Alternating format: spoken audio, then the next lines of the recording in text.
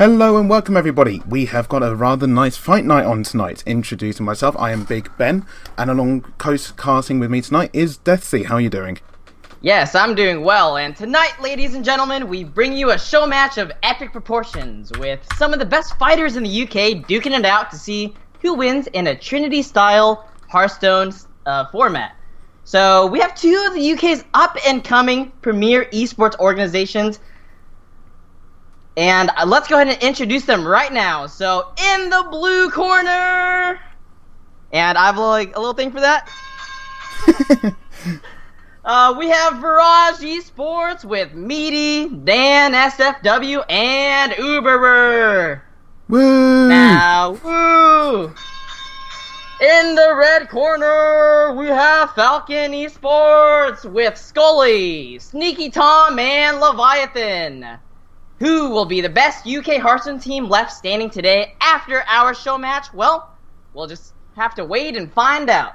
So, Ben, how excited are you for potentially the first Trinity-style league format we've had in this kind of purgatory of a meta we have right now? So it's pre-new expansion, but also post-nerf past expansion. What do you think about that? It's quite interesting in a way, because the meta is still developing, like, even week on week. People still, like, complaining after the nerfs that everything's so settled, but we're seeing, like, Dude Paladin that's only been around for about 2 days, but it's already kind of rocketed to the top of a number of tier lists, and how the meta is now evolving to try and counter that. We're now seeing Wild Pyromancer suddenly kind of making a comeback. So it's really fascinating seeing how the meta has evolved, even, like, weeks and weeks into what some people might call a kind of a stale meta. So today we're going to be doing a best out of 11 format, so the first to 6, and we're going to be seeing a huge variety of different decks. The two teams have already gone through their ban phase, where they have to ban 2 of their opponent's classes and 1 of their own. So Barrage... Okay, and hold on, so just before we get into what they actually banned, let me ask you what your predictions are on a format like this. So going in, I believe that the 2 most popular decks on ladder right now or the 2 most classes are probably Warlock and Priest. And potentially with, so I think a Warrior is potentially the least represented class on the ladder. So do you think that the bans will be matching just that very obvious, I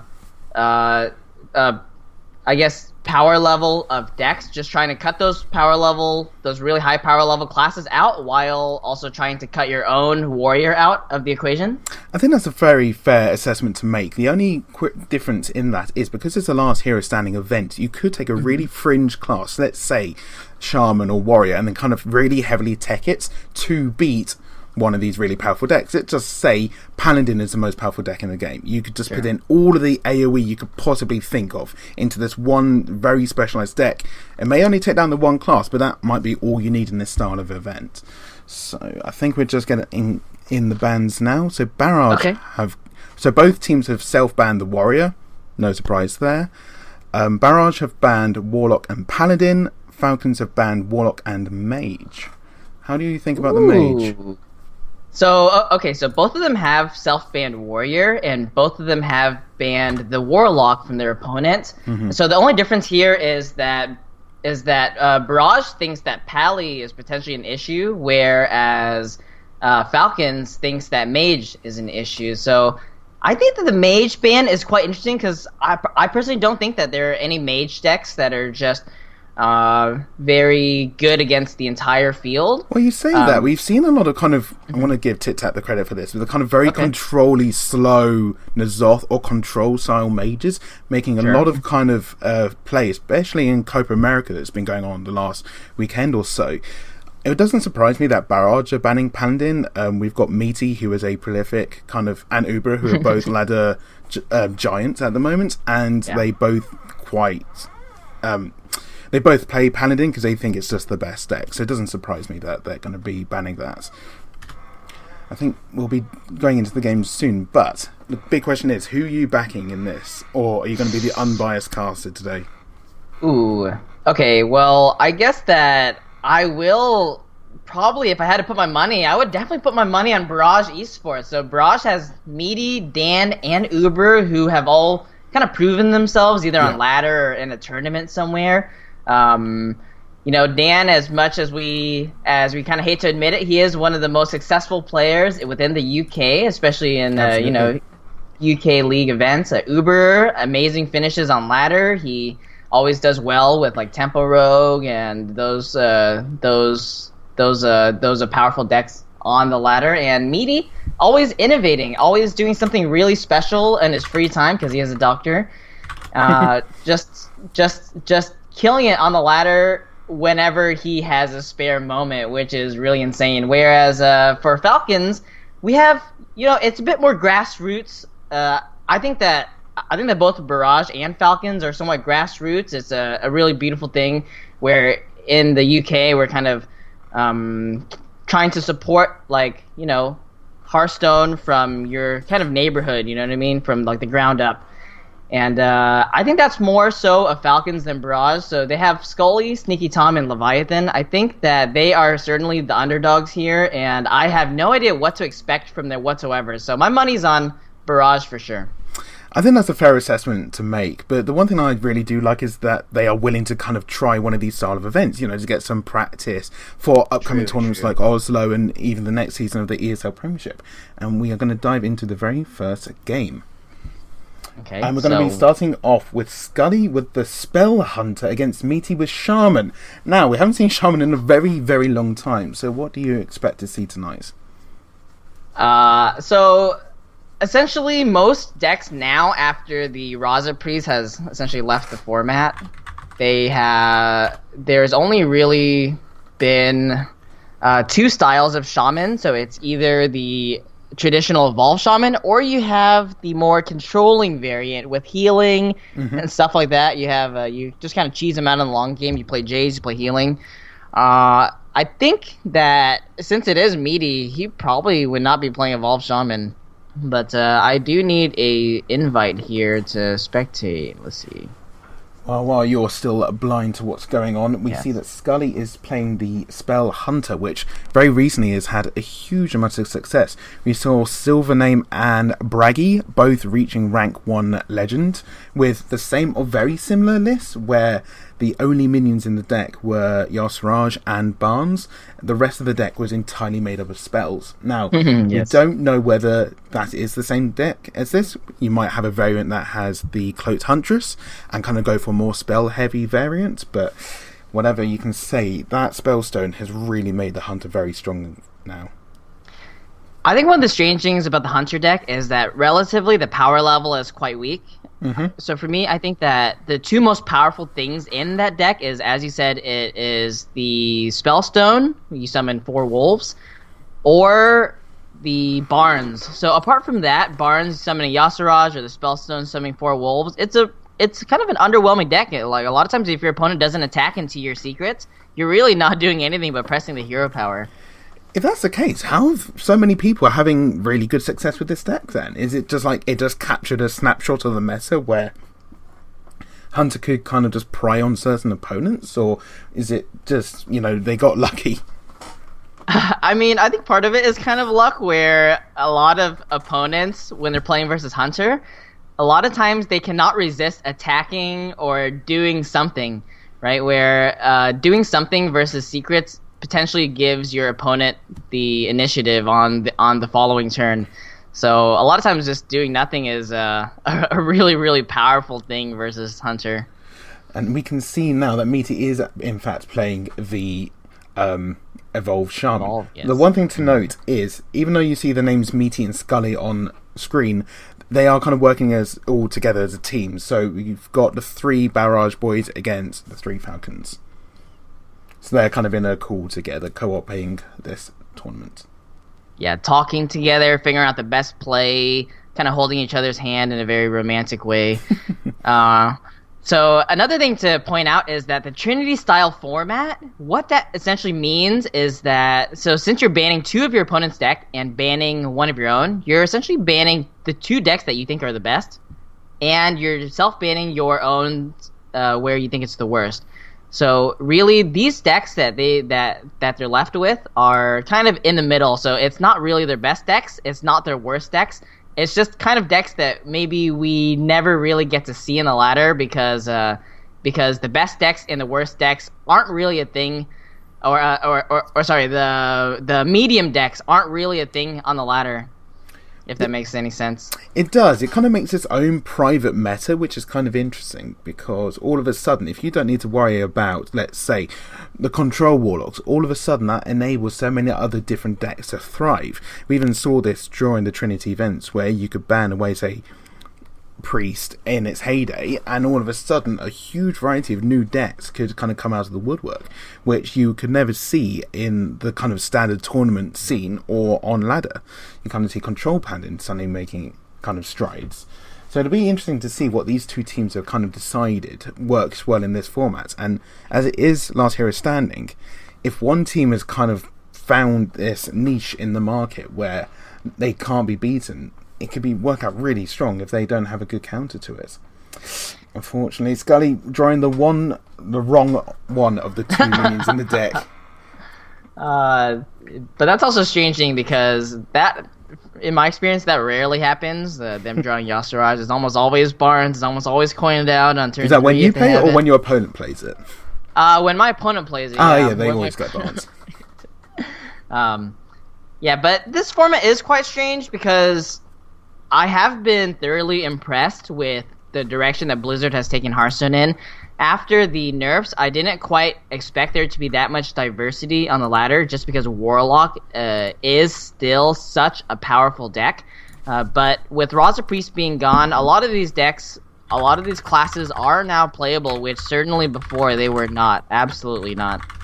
And even the variety of decks which are available, where, say, you have Paladin right now, and you've got Dude Paladin, you've got Murloc Paladin, and all of a sudden in other tournaments, you've got the Aggro Paladin, and now you have Control. There's OTK Combo Paladin. It's remarkable in the way what variety there is all of a sudden.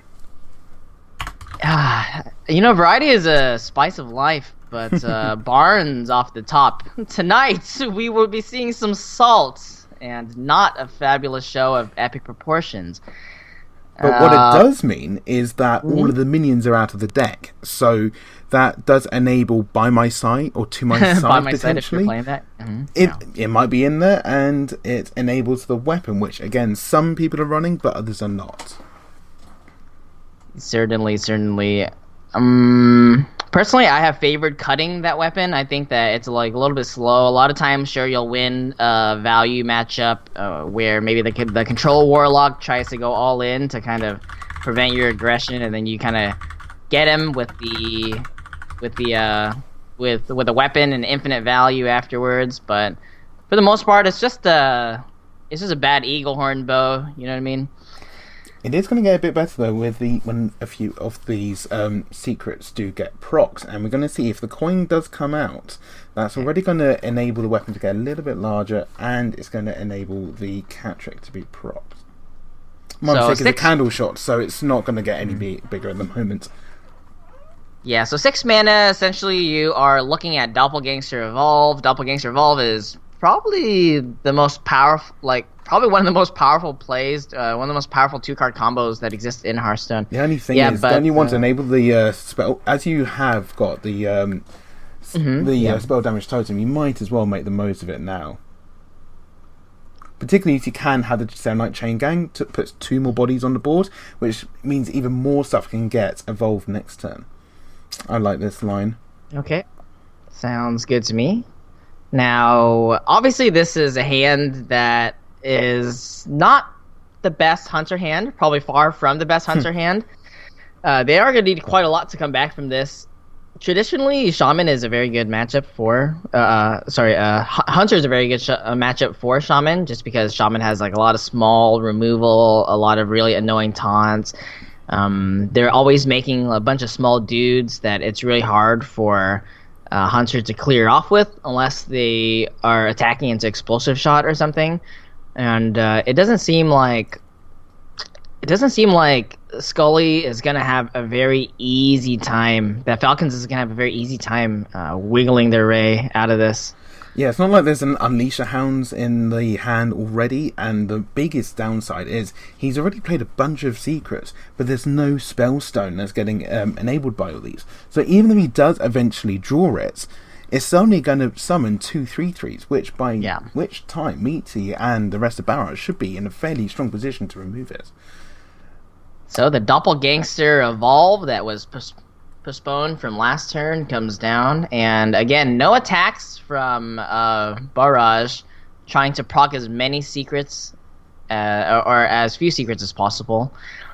Another catch rate comes out, but seems alright to me. So this RJ Commander that came off of the Evolve can potentially attack into face, but I don't think you really want to do that this turn. I think you can go and wait another turn for that. The one advantage of doing it now, in theory, is that you can probably kill any minion from Wandering Monster. As you have the Divine Shield, which is what they're going to be deliberating now. However, this is one advantage of this deck for the Hunter's point of view, is because you're running such a variety of different secrets, it's really hard to play around all of them, particularly as you just draw Consecrate off the top. Yeah, so this is potentially the best draw in Falcon's deck. This is, as I said, Consecration, and it gives them a value engine where they can not only trade into the Fire Furnace Colossus, but in the coming turns they could generate some beasts at a pretty high mana cost, I will say, but it is value nonetheless, and it should be better than playing 4 mana 3/4 Barnes pulling absolutely nothing. No, it's really strong, and at the moment the Hunter Hero Power doesn't really do anything. You're not going to be killing them over the long term with this kind of weapon. Sorry, with the Hero Power. If you had a really explosive start where you managed to get out, say, some early wolves, and you gain your opponents down to kind of the 10 health range, then you might not want to play the Death Knight, because you really want that kind of inevitability by killing your opponent with the Hero Power. But in this position, this is a much better decision to go with. Okay, well, double Flame Tongue Totem in the hand for Barrage. That represents a ton of damage. They have not yet attacked face, so they have not procced like cards like secrets like Wandering Monster, Explosive Trap, Misdirect, and I think even Freezing Trap. They haven't attacked at all, so they still have the full bag of traps, suite of traps to figure out. So attacking with this first. If it's a Freezing Trap, then they get an RJ Commander back. Pretty good with Flame Tongue Totems. Yeah, in a way, it's quite unfortunate that through the Evolves, there's only going to be one minion that eventually sticks around. All of the Evolves really having kind of quite low health totals overall. Having the Explosive Trap, I mean, alongside the Death Knight, has allowed them to essentially Flame Strike, which is a pretty good card against Shaman. But then again, it did take 2 cards, and Shaman is surprisingly good at card advantage. All of their cards are inherently 2-for-1. So this Jade Claw, for example, summon a 1/1. Firefly, get another dude.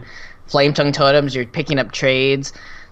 Primal Fin is like, you're getting 2 bodies again. Such a shame to draw the weapon just after having all of the traps procced. I mean, that could have been an Assassin's Blade by this point. However, I don't think it's going to be too disappointed. Falcon Esports is still on 35 health.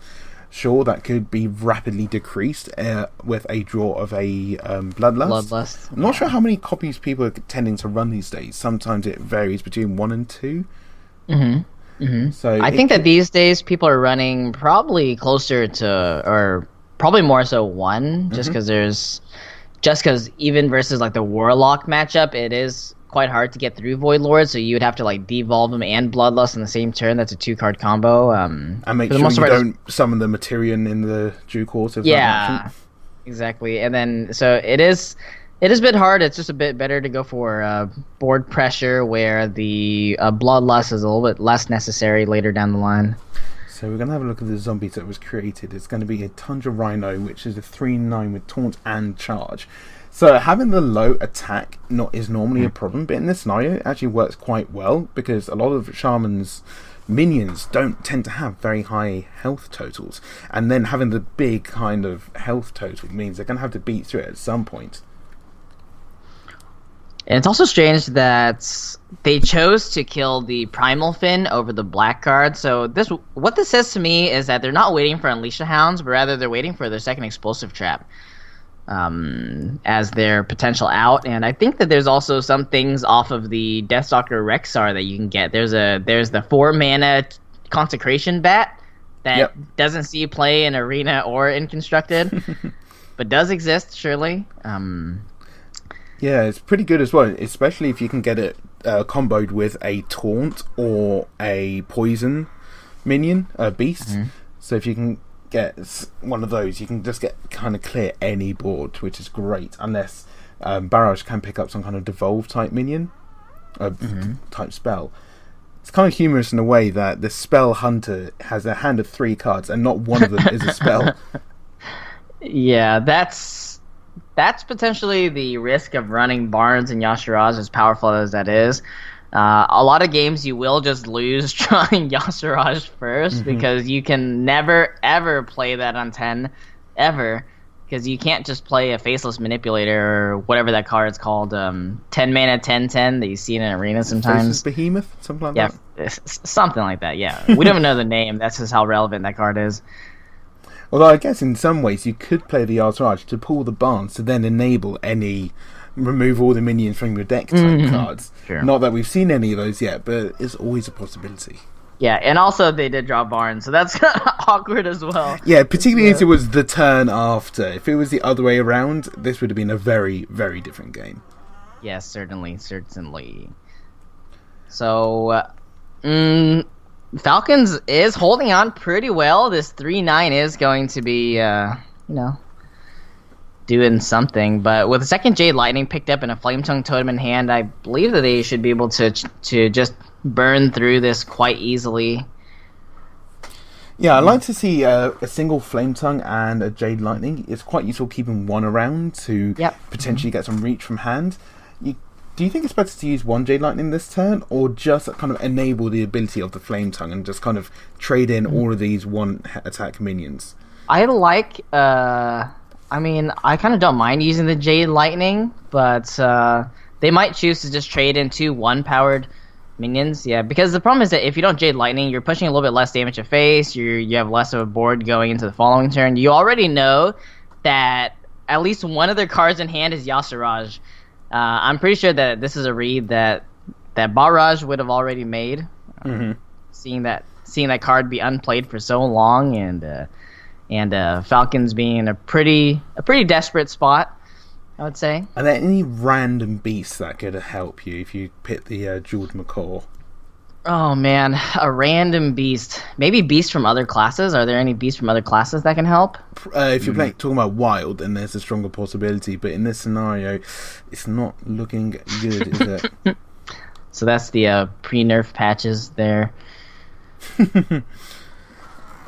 Okay, well, can they even survive this turn? And I think that if they can, they surely cannot survive this Jade Lightning in hand. Oh. The grotesque Dragonhawk is not going to be enough to do it. It's sometimes funny seeing how often Stone Tusk Boar gets picked up, often because you can combo it with something like a Flappy Bird, and all of a sudden you get a 4/4 for 4, which can attack face on the same turn, then get Wind Fury, then go again. It is quite remarkable. But I think Falcons, they're just kind of showing, yes, we had the Barnes all along, and look how unlucky we are. If anything, I think that's probably providing some moral support or boosting the morale of Barrage. Have we seen both explosive traps? Because it could be a bit of a, not so much a bluff, but might promote some trading beforehand to try and test through the number of secrets that are available. We have certainly seen only one explosive trap, so yeah, that could have potentially been another explosive trap, but there's going in anyways. Did they have lethal without that? No, I don't think so. No, so they just go for it destroys anyway. all of their minions besides the Flame Tongue Totem. So you could wonder whether it was worth trading beforehand. Because I think it was worth. Yeah, because you still have a few minions left to attack anyway, so you wouldn't have compromised the lethal option, but it does take Barrage off to a 1-0 start. And we're seeing this Shaman has got the win. So what do you think Falcon Esports are going to try and play to counter that? I have absolutely no idea what exact deck they're going to play, but ideally just any deck that is control-y, that has AoE, should be able to do very well versus the Shaman deck. You could have maybe something like Rogue, even if you have Rogue. So backstabs and SI7 agents and 1-drops and the dagger, they are generally pretty good versus Shaman as well. Yeah, Yeah, so I think that they probably have a lot of options. I would assume that they are preparing for at least one aggressive deck, so they should have at least one counter in this format. So they do go with the mage. The mage they have a lot of respect for, as they did ban it from Barrage. Yeah, so and this looks like it's going to be the kind of control variant. You don't always see the Arcane Tyrant being played in them. It's a slightly more tempo-based minion, which should help in this matchup entirely, because all of a sudden you can Firelands Portal, you've dealt 5 damage, you summon a 5-cost minion, and then you get another 4/4 to play alongside it. Yes. So long as the Shaman doesn't get an explosive start, I think this should be fairly heavily favoured towards the Mage, because you have so many stalling tactics in it.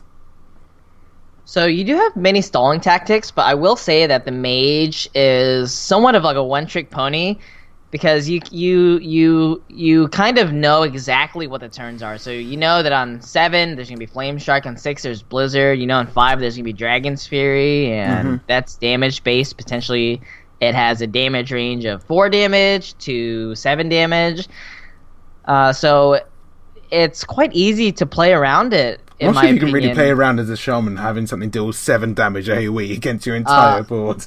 Yeah, not always, but a lot of times going into turn 5, for example, you can Thread and Bloodlust, and then you can force them to Dragon's Fury, a potentially crappy board, I guess you can say. It's just like a really, really weak board. That's very true. Like, there are times where you just have a board full of stuff like 1/1s and totems, and you don't really want to play a Blizzard into it, but sometimes you just have to. I think they just go for the Dirty Rat here. I feel like so the problem is that I didn't see their mulligan. I'm not sure if they kept any cards, but so the advantage of playing a Dirty Rat is the biggest reason to do it is to try and pull a double gangster from the hand before it can be played for its initial battle cry effect. Spawning 3 5-mana cards. And we can see in this scenario, if he did play the Dirty Rat, he'd get the Serenite Change Gang, which ironically is like a higher statted minion than the double gangster, but it has a similar effect where you're reducing the number of minions that are on the board. The only downside is that it's still likely that Corridor Creeper is in this deck, but even that isn't so much of a problem anymore, because you're just pulling out a 2/5 and you already have a 2/6 on the board. Exactly. Probably the thing that I hate most about this playing the Raven here, is that first of all, next turn the Raven should be just as good, if not better. And secondly, it dies straight up to the weapon. So if you're playing it this turn, what's your plan for next turn? Are you just gonna be pinging? Are you never playing this Dirty Red ever? Well, we did see that Falcon were considering playing the Raven on turn 1, potentially trying to coin it out to then kind of get ahead of any totem rolls, so you can just kind of bat them out the way. If a 1/1 gets spawned, you can just ping it off. And obviously, Falcon Esports knew they were going to draw Tar Creeper on turn 3, so... Tar Creeper, an excellent card. I think this is probably one of the highest power level cards that we've seen in recent times, and it's quite humble, I think. It's a 3-mana 1/5, and on your opponent's turn, it has +2 attack. 1/5 taunt, I guess +2 attack. So essentially, it's Ascension for 3 mana, and this has really been a core card enabling a lot of archetypes, both control and aggressive archetypes, just because it's so well statted as a 3-drop. It's got some kind of fringe benefits in this deck as well, as it is an elemental. So if you do get to the Death Knight Jaina, you can suddenly this gets lifesteal as well. And it might not sound like much getting the 1 extra health from this minion, but it also gains life back for every minion that then later attacks into it. So later on in the game, if you're in that kind of scenario where you're kind of clinging onto life as Death Knight Jaina, you can actually get quite a lot of health back. But in this scenario, it does slow down the game a lot, which is exactly what Falcon's going to want when they have a hand with double Blizzard and a Flame Strike. Yeah, while Death Knight Jaina is on her Death Knight bed, on her Death Knight deathbed. Okay, so this 1/1, they're just gonna throw it in there. Kind of scared of the ping, knowing that on turn 4, there's not really much that that Control Mage generally does. Acolyte of Pain, giving them yet another play. I think I don't mind throwing out the Acolyte of Pain now, either Acolyte of Pain or the Dirty Rat once again, but maybe Dirty Rat at this point is a little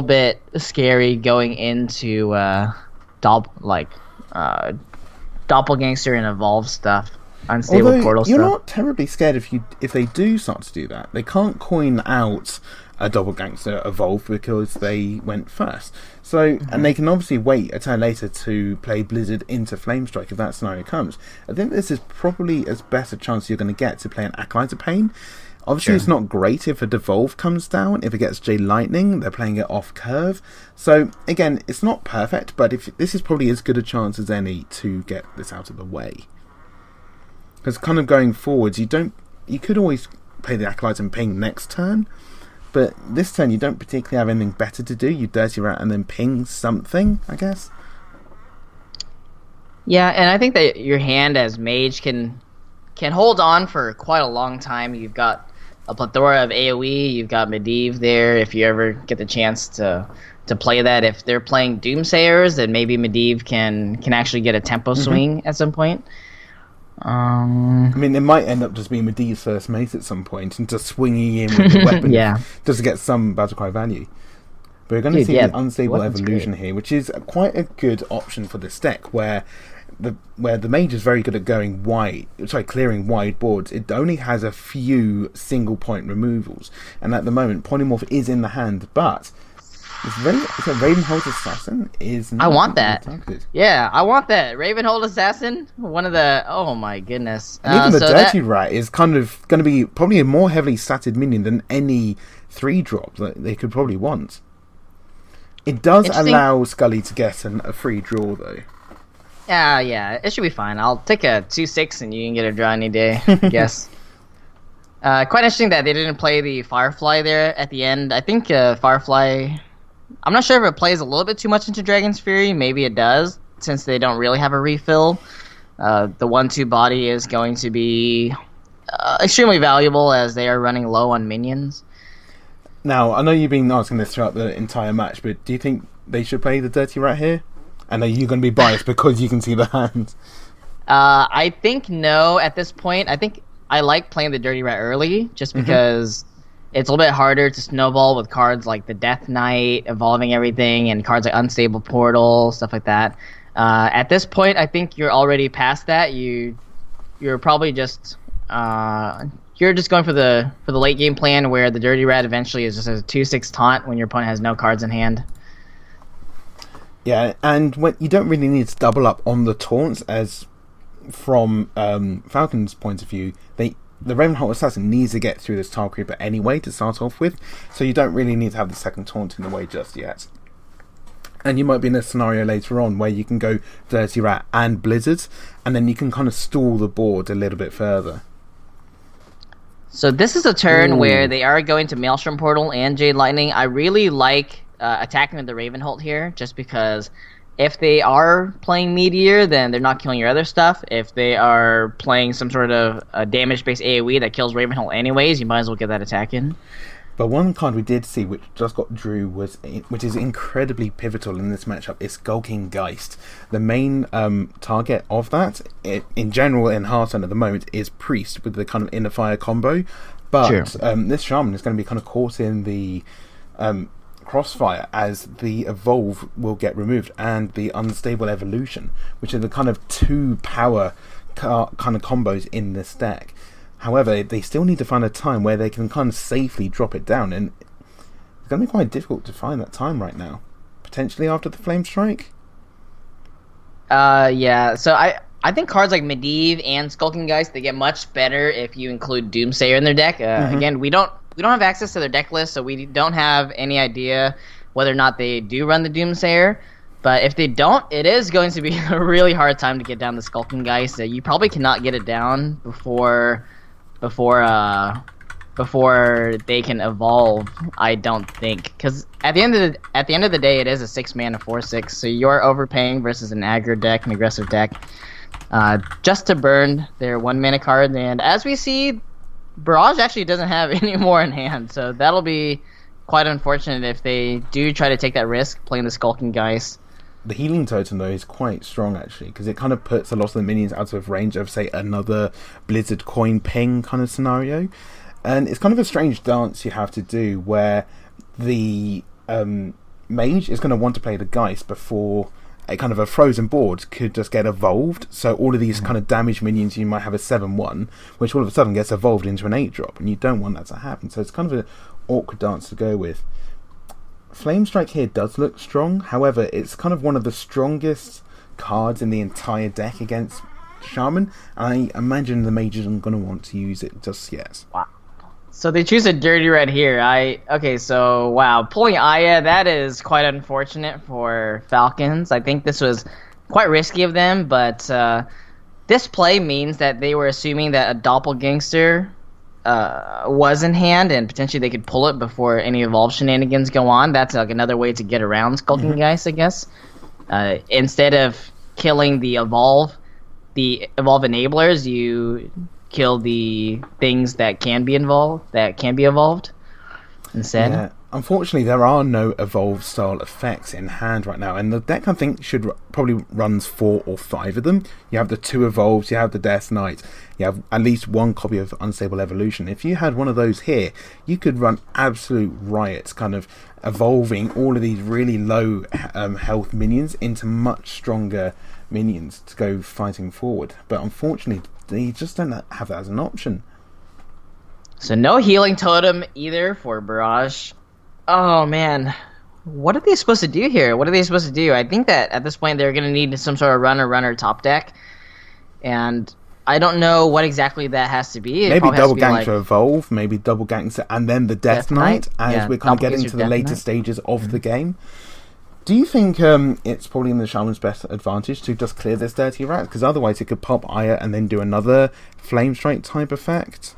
Yeah, I think it's in your best interest to stop playing around any cards from the Mage and just hope to win with the Bloodlust next turn for some reason. If they have Barnes Yasiraj in their hand again, then you can just get there randomly. Seeing another dirty rats here. Unfortunately, there's not going to be enough kind of space to put it down. It's kind of strange with the way that these minions have been played, whether intentionally or not. Kind of Meteor is quite a difficult card to play. Yeah, it's a very difficult card to play, but I guess with the Flame Strike and with Fireland's Portal eventually, I think that the Meteor can be really saved for a last resort. It's strange in a way because this Aya is actually going to summon a 5/5, which is, it's not to be sniffed at. With the Bloodlust, you're looking down at 10 damage, which doesn't sound like a huge amount, but that would put Scully down to 8. So he's getting kind of close to that region, and we've seen nothing of a ice block yet. In a pinch, the Falcon team can always go for Archanologist and pull the ice block. I think most decks have now gone to just 1 copy of the ice block because you don't want to pull it off the Dragon Fury. I think 1 ice block, 1 Archanologist is generally where people are at right now. Just because it's so powerful having that 1 ice block, and then you have very diminishing returns after that with the 2nd ice block and the 2nd Archanologist. Particularly after the Death Knight Jaina gets played, because at times, or in a lot of scenarios, the ice block doesn't ever get procs in the first place. Yeah. So I think people are kind of cutting back that and kind of refining the list even further, managing to kind of squeeze 2 more cards into the deck list. One of the things I love most about Meaty as a Hearthstone player is a lot of times he just knows when to go. Sometimes he just knows when it's time, when time's run out, when his patient's life is like hanging on by a thread. What exactly he has to do as a doctor in order to win this Hearthstone game. And in order to win this Hearthstone game, he's gonna go with the Maelstrom Portal. And I think he's gonna go with the thing from below. He's basically over it. He's over it. He's seen a Blizzard. He's seen a Flame Strike, and he's seen 2 Blizzards. Two Blizzards. And he's now playing around Meteor as best as humanly possible. Unfortunately, off the top comes Dragon Fury. So Dragon's Fury, they do have the Ice Block still in the deck. They do have the option to play the Archanologist and then Dragon's Fury to potentially get a better spell. And there's also one polymorph in hand as well. There's usually a second one in the deck as well, which means a 4 roll could happen. But if you play, say, the Dirt, you could always play, say, Archanologist first, Dragon Fury, and then you can ping away one of the last remaining minions if it does only attack 4. Yeah, I mean, another play that I kind of like is Dirty Ret, Archanologist, and then Dragon's Fury. I think that's quite reasonable, just getting rid of everything. You've seen Aya gone. There's nothing really left that can survive a Dragon's Fury as long as the ice block is gone. But here's the question, though. If you just saw your opponent, he hasn't evolved over the last few turns. He hasn't played the Death Knights. He hasn't... And he just played a Maelstrom Portal the last turn just to get a dude on the board. Do you not think that's a strong reason why they don't have any more minions in hand? And that would allow them to play the Dirty Rat last. I do think I like potentially the idea of playing the 2-3 first and then playing the Dirty Rat last. And unfortunately, the Evolve coming down a turn too late. It's still always the option, though, of a double gangster coming out and then giving the Evolve some use. But maybe this is just enough time that Scully needs to play the Ice Block and the Geist. Yeah, with the Artificer as well, you're allowed to be mana efficient, which mana efficiency is one of the greatest feelings in Hearthstone. If you haven't tried it, you should probably try it once or twice. I think they're probably going to hold on to the Artificer because it would only give them 3 health if they played it with Ice Block and Geist. Yeah, and I guess there is a Jade Clause there as well. Yeah. But I don't mind. I really don't mind. I think at this point, I kind of like being mana efficient. At some point, if you ever want to Medivh, you can Medivh with the ping. Oh, just kidding. They're just smorking. They're smorking. I really don't mind this either. This way, they're getting the most amount of armor possible. You're at a really safe life, total of 20 health. And not only that, the Firelands Portal gave them a taunt minion. So this is going to be curtains out probably for the Shaman. I can't really see an out from here, and neither do they. That's going to level the score at 1 apiece.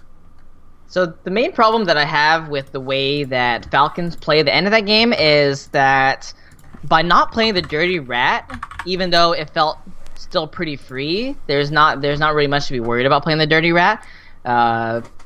They wanted to just limit the possibilities of them losing to something random. They wanted to take just the highest win percentage line, the safest line as possible. But then afterwards, the turn after that, with a Firelands Portal face, as opposed to going for a Skulking Geist, just getting rid of evolve potential stuff. I think that they kind of took unnecessary risk after taking a very defensive line. I still feel like they are inevitably still going to win when you have a wide side, you have an Artificer hiding behind it, and then you still have a Meteor in hand to try and clear up, say, a double gangster board the next turn. But I do tend to agree with you. I would have liked that turn to be, say, Geist, Ice Block. Just kind of put yourselves out of any risk. You could even have got down the Medivh that turn. Then you have the 7/7 body, which could swing in next turn. And then you've got the Medivh weapon. And it's very slow to set up, but I think I quite liked one of those 2 lines. But in that scenario, they're very close to doing whatever they want at that point. We're going to be diving into game number 3. Okay, well, the mage returns for Falcons, and Barrage chooses to go with their priest, and it looks like Spiteful Summoner Priest because there is a Spiteful Summoner in their hand. So I'm going to take a very safe gamble and say that this is a Spiteful Summoner Dragon Priest.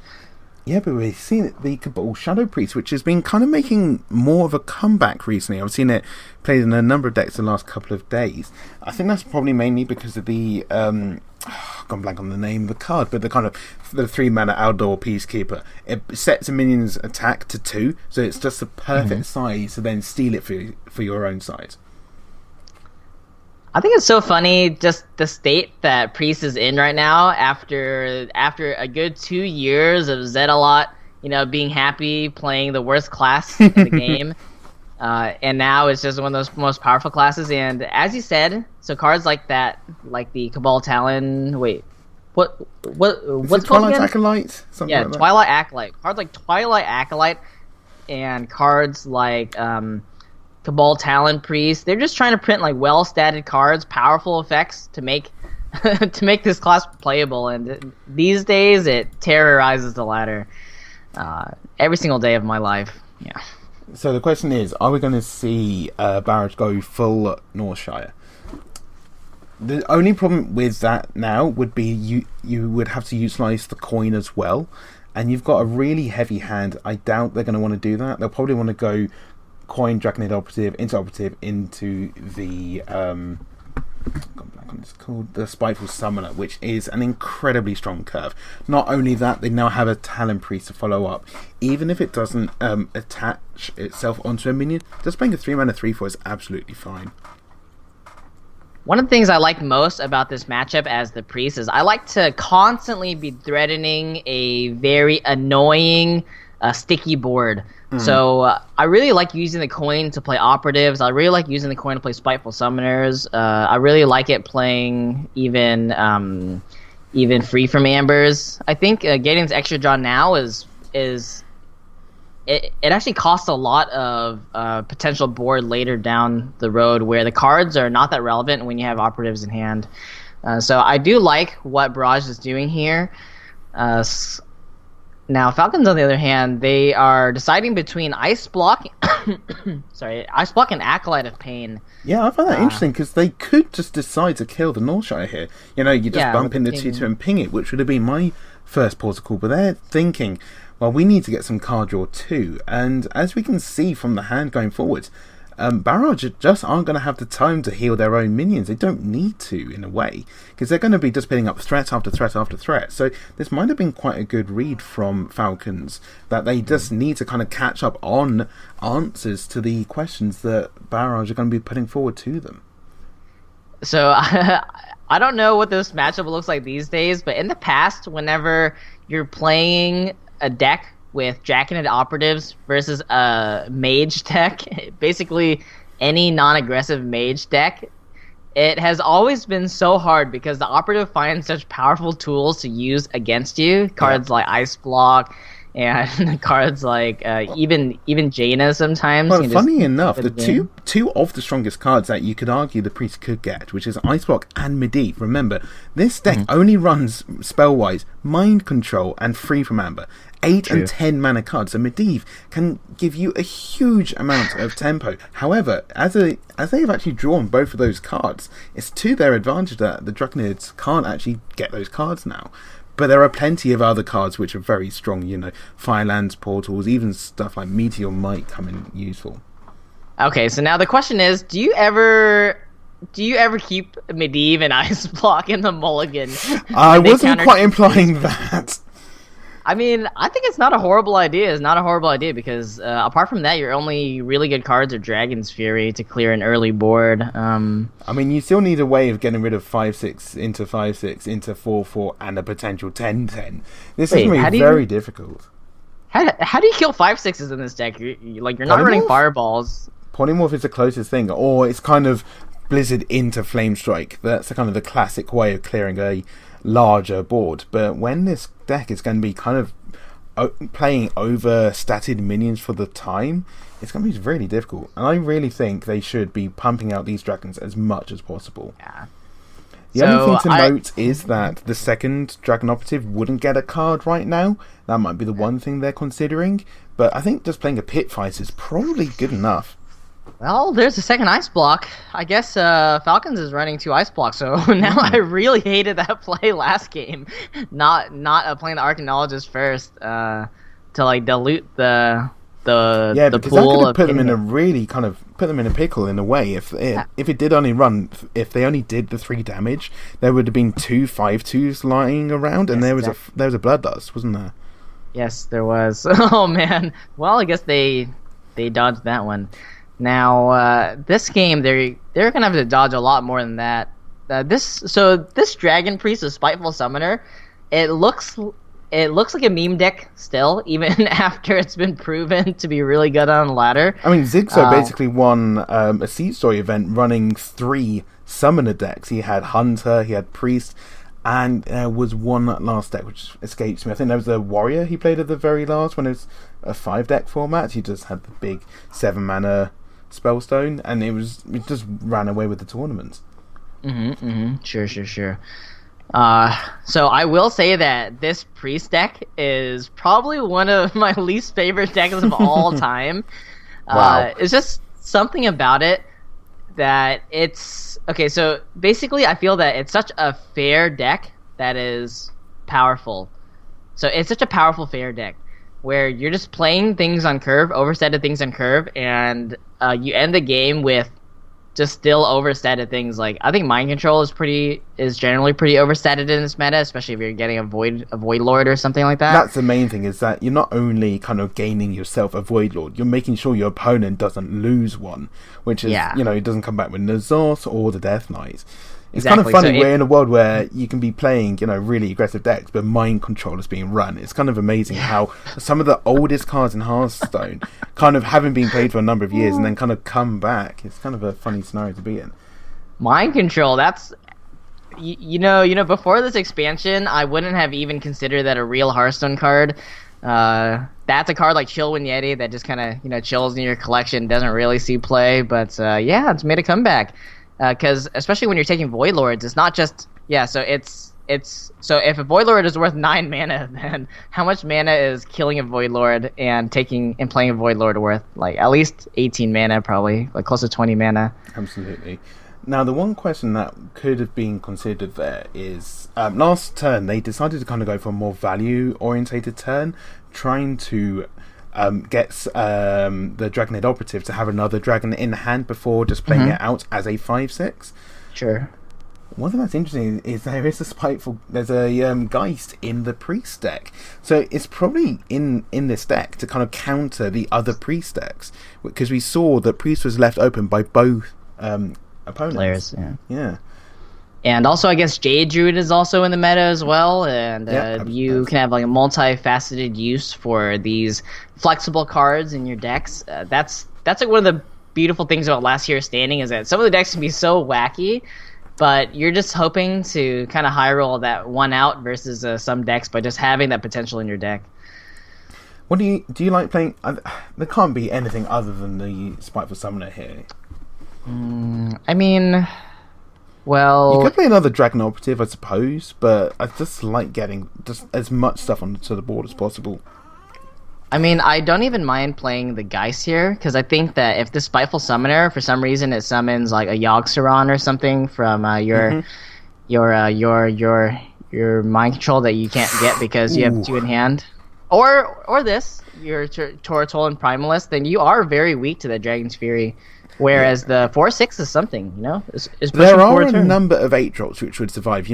Almost all of them have, let's say 6 or more health, and then there are other ones which are really difficult to deal with. Say like Tyrion, you get the Divine Shield and then the weapon afterwards. There are other options, even like the Warrior Legendary, where Rotface, yeah. So all of a sudden, it makes Blizzard all of a sudden Blizzard wouldn't be an option, because you'd be summoning loads of big legendaries for your opponent alongside it. But did they see the Tortolan Primalist in their near future? I think unfortunately, a 4-drop isn't quite what they were after. Aren't there some 3-drops that are 5/4s? You have like the Beast and Druid. If you're holding a beast, it's a pseudo. If you get exactly adapt plus 3 health, then you are indeed correct. Okay, so this Artificer being on the board is extremely annoying. This Artificer represents like an anti-Pyroblast, maybe. Yeah, this is actually a really strong play. Playing the Blizzard out now, there's no real way to move this 1/2 without even playing like a Dustbreaker. Is really strong here, because he's going to be getting a huge amount of armor. He got 6 from the last turn, and then he's probably going to be able to get another 5 from Dragon Fury this turn. One of the funniest things playing versus this Dragon Spiteful Summoner deck is, before, even though I said that the power level of the deck is so high, a lot of times if you just hide a Tar Creeper, if you hide a Doomsayer behind a Tar Creeper or something, there's no way that they can clear it. Oh, Dragon Caller Elena. Okay, so I would be quite sad if Falcons was not running Doomsayer in this deck, because I feel like whenever you can get a Doomsayer off, there's so many good plays in the deck. You have Medivh, you have Elena. Yeah, you want an empty board to then follow up. The funny thing is, though, from both Dragon Operatives and from a game and a half, we haven't seen a single Doomsayer. And given we know there's 2 ice blocks, there might be 2 Archaeologists, we're not sure yet. I'm not sure if there's enough space to squeeze it all in. Yeah, I think there's probably not enough space if you're playing 2 Archaeologists and 2 ice blocks, as you said. Now, here's the question. Do you ever play Dirty Rat and then Dragon Fury? I mean, they were thinking about it last turn, and I think at some point you will just have to do it, I guess. I mean, one thing you might want to do is say attack face with the 1/2 Dragon's Fury, and then you can always ping off the Dragon Operative if you pull the other Dragon's Fury. This, though, it needs to really hit high. Yeah, I mean, I also didn't mind maybe playing Dragon's Fury afterwards. Oh my goodness, the 6! The 6-mana Meteor clears the whole board. Because I was going to say, I didn't mind just playing the Rat first and seeing what happens. Because I wouldn't mind hitting the Artificer into something as well. Sure, you lose that armor, but how relevant is that armor compared to clearing stats off the board? Not really. For example, if another Dragon's Fury was revealed off of that, then they couldn't clear any of these 6 toughness minions. Yeah, it's always a debate you need to kind of reason with yourself. Is it worth kind of pseudo killing an extra minion for the extra % of getting a spell of a certain mana cost? Now going forward, do you think this is going to give Falcons enough time to play a Medivh first? I think it might actually, yeah, because I was even considering the Medivh last turn. So from this Netherspite Historian, we see Naz Dormu picked up over a Deathwing Dragonlord, the one with Death Rattle, not the one that kills everything when it comes in. I guess they're playing around Polymorph, but the 12/12, if they don't have Polymorph in their hand, it's kind of GG. And also, it's a difficult thing to kind of stop as well. If they do, say, a Blizzard Doomsayer type effects, you can often just like refill your hand, refill the board straight away, which I usually think is it is exactly what you want to do in this deck. Frostlit Drainer, though, coming off the top, is going to be exactly what the mage needs. From this on in, I mean, you're on 36 health, and it's only kind of going up from there. As this game goes on, you're going to have these water elementals throughout the rest of the game, which is going to be really difficult to clear off. Naz Dormu, I kind of feel that's a BM pick where a lot of times it's like, well, I don't think my opponent can. Maybe that's a nod to the tournament format, where you've got 3 people in a call together. They can't talk fast enough in 15 seconds, so it's just mono on mono. It's just Meaty against Scully, the 2 pilots at the moment, to see who can duke it out the most. Oh man, Naz Dormu. What? Blizzard needs to print more whimsical cards like this. I think. Did you see the ones which were in beta, which never got released, like the Auto P.E.K.K.A. 3000? There's this fantastic card called the Auto P.E.K.K.A. 3000, where every time you hovered over the card, it dealt 1 damage to you. Oh my! So you had to know what the card did and not hover over it by accident, otherwise you took damage. But the reason they stopped it is in testing, somebody hovered over it, like 15, 20 times themselves, and then played a Molten Giant on turn 1. Oh, okay. I mean, I kind of like that. It's awesome. Naz Dormu. What I don't like, however, is the Naz Dormu pre-attacks. I think that is just giving your opponent an unnecessary edge. Yes, please go face this Violence Portal. Okay, well, you can leave the Naz up because you can just play the Tar Creeper. And funny enough, getting the Tyrant, they all have lifesteal, so you're not going to die anytime soon. And we're going to be having to cast Speedstone now. Okay, well, you can even mind control just to do the 8 face damage. Definitely, I definitely like this as well. Just deal 8. So coming back, Scully and Falcons, they can hit in, ping, play the Medivh, and I think that's their best shot this turn. I don't think you want to do anything else. Let's see if they manage to do this all within the allotted time frame. Trying to play around their own Meteor if they play it on the right side. Otherwise, it probably doesn't matter too much. Wow. No, I like this a lot. From Scully. Yeah, I really like getting the Medivh out now. You're still on the huge life total. You're going to be getting more and more health back. And you can set up, or try and set up, a Dragon's Fury next turn. And we're off to the races. Okay, Blizzard coming back from Barrage, just freezing Falcon's board. 8 goes face. Naz Dormu still active. 15 Look seconds who's a mage to their now. turn. Meteor coming up. Oh my word. Meteor is going to be the single best card in the entire deck. Madame Goya, not so much, but at this point, I don't think Scully's going to be too sad about that. And breathe. Getting wrecked by Meteor. Feels bad, man. We can take a breath now. Oh my goodness. Madame Goya. thank you for a fabulous time. You have been an excellent guest, but I think this game is going to be extremely hard for Barrage to come back because no matter how much value they have in their deck, they only have 10 mana a turn, and even though this deck cheats a little bit, when you play Summoners, Spiteful Summoners, you cheat out a little bit of mana. Essentially, the Mage at this point is 2 mana, summon a 3/6 that heals you and freezes stuff, so... It just gives the Mage all the time in the world that it needs. And we do see the hand size is a little bit low from the Mage, but it doesn't need that much more. Once you already have this kind of board set, you will hear of how it enables you to kind of gain so many more minions through kind of board pressure. The one thing to note is there is only one remaining spell from the pre-stack. This is 1 free from Amber, which might actually mean the Raven Familiar might be able to draw a card finally for the Mage. Ooh, okay. What do you think there? He could have picked the dragon, the beast, and have got 7 extra damage with the charged Devil Saw. Or do you think they kind of see which way the wind is blowing, and they just have to get a larger statted minion out this turn instead?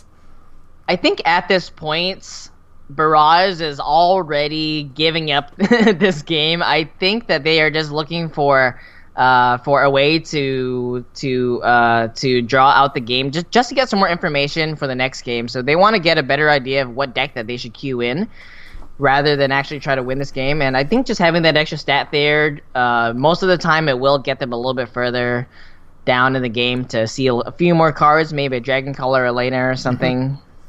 That's interesting, actually. There's no way of getting an extra Water Elemental out of this card. Now, yes, I was wondering about whether it was just worth kind of going all face, playing the Dragon Caller, just to get a few 5/5s out. But you could consider your opponent might have a Dragon's Fury, and the spells that they have in their deck only do 8 or 10 damage AoE, and that might be just too much of an overcommit. I'm not sure if that's what's going through their minds, but I think it's one thing that's worth considering. Yeah. I think that's exactly what this play is. Not playing the Elena here just gives them a potential refill, a very fast refill, if this board ever gets dealt with. And this board is already a board that has to get dealt with. So, good play here from Falcons. I really like holding back from the Elena, as tempting as that is. Seeing the wonderful battle cry animation of this card. Fantastic work, Blizzard. Blizzard animation development team, or whatever you guys are called. I mean, because this does still set up enough damage for lethal, so it's still on Barrage to try and reclaim some of it back. Dustbreaker, it does some work, but it's not quite enough. If there was a second Dustbreaker, that's the other consideration as well from the Falcons team, is double Dustbreaker would have cleared their entire board, no matter how many 5/5s were summoned. Yeah. I think this is a turn where you have to play the Polymorph. As bad as it is, playing a Polymorph that deals 1 damage to this Medivh, I think you have to play that. You have to play the Dustbreaker, and you can either heal or play something else. Okay, Twilight Acolyte instead is a reasonable... They're trying to put up their own threat instead. Mm-hmm. Sure. And save the Polymorph for an extremely rainier day. And is that just lethal there? With the Firelands Portal. I believe that's exact lethal. They need to swing at the face as well, I believe, but that should just be lethal. They also have the ping available, I guess. That is miss lethal. I mean, again, through this line, I don't think they're going to lose anyway, but you would hope with 3 people, they might just be a little bit tunnel visioned on like staying alive rather than just winning the game outright. Because I think this game... Because I think this game, especially from their opening hand, it was quite unlikely to see them being competitive in this game. And now they are in a position where they are extremely competitive. They're just trying to survive and not throw it. Wow. So lightning strikes twice and they gain health both times. That's quite remarkable. That is extremely remarkable. This Stormwatcher card makes me laugh every single time, especially when they were played in the Corpse Taker decks. Yeah, I can't. Yeah, like I said earlier, it's fascinating seeing which cards do and don't see play, and where they kind of some of them eventually come back back into the fold. Oh, is this going to be a second miss lethal here? Okay. I don't think there was lethal. Oh, sorry. The Firelands Portal is already gone. So okay, so no option here. It's going to be death by 1,000 cuts rather than just lethal. You know, you need to make your opponent concede rather than you beat them. It's kind of the sweeter victory. And that means Falcons are going to be off to a 2-1 start. I think I'm going to cut to you before we go and take a 5-minute break. Okay, So do you want to just have a bit of a summary so far? Yeah, so we will be taking a short 5-minute break just because the nature of the Trinity series format is so long that it's just good to give the players a chance to rest and to kind of recuperate themselves after arguing between themselves probably this entire time. A few thoughts there. I'm kind of surprised about the ban still. So really, so we see respect for the Paladin class. We see respect for the Mage class. The Mage does seem pretty powerful, and I can see it taking multiple decks, especially if your counter queue doesn't quite work versus them. That's exactly what we saw just happen. We saw the counter queue, and not only was it just a counter queue, it was Priest, which many consider to be one of the best decks in the format right now. And so far, as it goes, and last hero standing is usually it kind of comes down to the last game, because the way it works is you're going to queue favored matchups into unfavored matchups, and the favored matchup will win, and then in the end, you either win an unfavored matchup or you will win the very last series. So it'll be like 3-2, for example. And so all of the counter queues, all of the picks to counter the winning deck have gone through, have won. The Hunter is gone. The Hunter from Barrage, the Hunter from Falcons is gone. The Shaman from Barrage. Yep. Is gone, and now the Priest from Barrage is gone as well, and we will be seeing the Mage again. Not quite sure what Barrage will be queuing into that Mage, probably some sort of like Jade Druid or something, if that's what their Druid is. But it will we've seen the Geist already, so yeah, it's going to be difficult to see what we're going to see next. Certainly. Well, we will be taking a short break, so don't go anywhere. We will be right back after this next 5 minutes. See you soon. Welcome back, ladies and gentlemen, to Hearthstone Fight Night. We have a match between two of UK's up-and-coming premier esports organizations, Barrage and Falcons. And currently, I believe the score is 2-1 to Barrage, and Falcons is... Falcons are 2-1 ahead as they were playing the Mage. Oh, they have got 2 wins with the Mage so far, which is a really strong position to be in, as Barrage already played one counter deck into it and now lost with it. So they're on the back first, and they're going to try and have to look at their entire arsenal and see what could take down this Mage scum. Yeah, this Mage scum, and I guess before we get into our games, I kind of wanted to chat a little bit about the players, because we have quite a lot of interesting personalities here playing in these two teams today. So on Barrage's side, we have Meaty, Dan, and also Uberer. Yeah. So do you have any favorites out of the bunch? I really appreciate what Meaty has brought to the scene over the past year. I think a lot of people were first highlighted to his name when he was nominated by Blizzard for the HGG team last year, and the entire UK scene collectively said, "Who?" But funny enough, like a year later, now everybody's very aware of who he is. He's been doing like these best out of 21s with on Fino's channel to kind of play tests. He's getting well known for some really strong, consistent ladder finishes, and doing this alongside doing his doctorate is incredible. So I think he's definitely one to watch if for the future of Hearthstone. You know, he could be like the next Tyler in a way, where he's trying to transform his really strong ladder results into kind of tournament performances, because that's his kind of weak link at the moment, but that can only get stronger as time continues. Yeah, because I mean, what's better than saving people, right? It's playing Hearthstone for a living. You bring entertainment to hundreds and thousands of other people. True. And if Meaty's Hearthstone play has anything to say about his surgery, you know, his doctor skills, then I would trust him as my surgeon any day. So one of my favorite people is Dan. I think that he is a very controversial figure, but I think that I really do appreciate what Dan brings to the table. He is like ridiculously overexcited a lot of times, and But it's he has amazing to see that much passion involved. You know, you see it's a lot in other esports where, you know, the fighting game community, everyone is very kind of impassioned about who they are and having their identity. And I think it's a really strong personality to have in the scene. You know, like you said, it can be controversial, but I really like having somebody that impassioned about, you know, getting the victories. We need somebody like that in the scene, I think.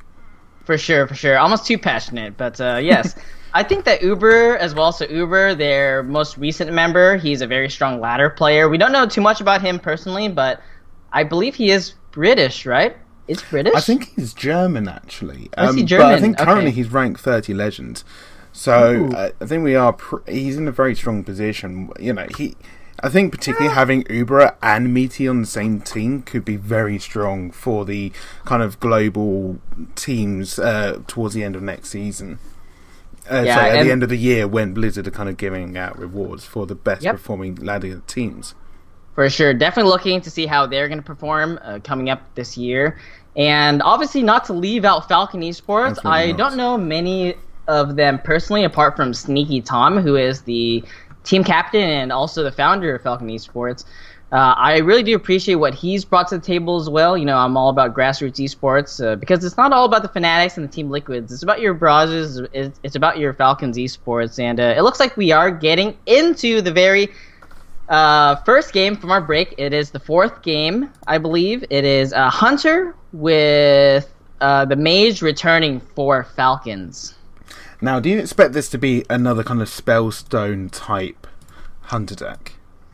I do believe that it would be a Spellstone-like Hunter deck because we do already see the Hunter's Mark from Barrage, and Hunter's Mark, essentially, it's not really that good in a non-Spellstone type deck because as powerful as Candle Shot is with that Hunter's Mark, it is not really what Hunter can be doing because essentially that's card disadvantage in a way. It's just a very slow. You can't really afford to be killing stuff using two cards, even if it's not a full second card, to clear your opponent's stuff. Yeah, the one thing with Hunter, traditionally beating kind of freeze mage style decks, is if you get them low enough, all you have to do is hero power them every single turn towards the end, and that'll proc their ice block. Sure. But that's completely changed with the kind of incarnations of the Death Knight Jaina and even the Arcane Artificer, where all of a sudden you're not always going to be at risk of dying just to the hero power at this point, and it means you can kind of get out of those ranges if you need to. And we do see this is going to be the full package. We have Barnes drawn so far, so they're going to be praying they don't get the Arstrage, and they even have the weapon. Yeah, so they need to make sure that Barrage needs to make sure that they do not play this tracking, because tracking will increase the chances of a Yasiraj not coming out of that Barnes. And apart from that, yeah, they don't really need to do much. Just hero power, probably pass. I don't even think that I would be hitting face until it gets closer to the legendary weapon that is called Rock Delar. Rock Delar. It sounds like a Hearthstone band or something, if there ever was one. Alongside the like Torrent Chieftain, then you got the Rock Delar to come on afterwards, the headline acts.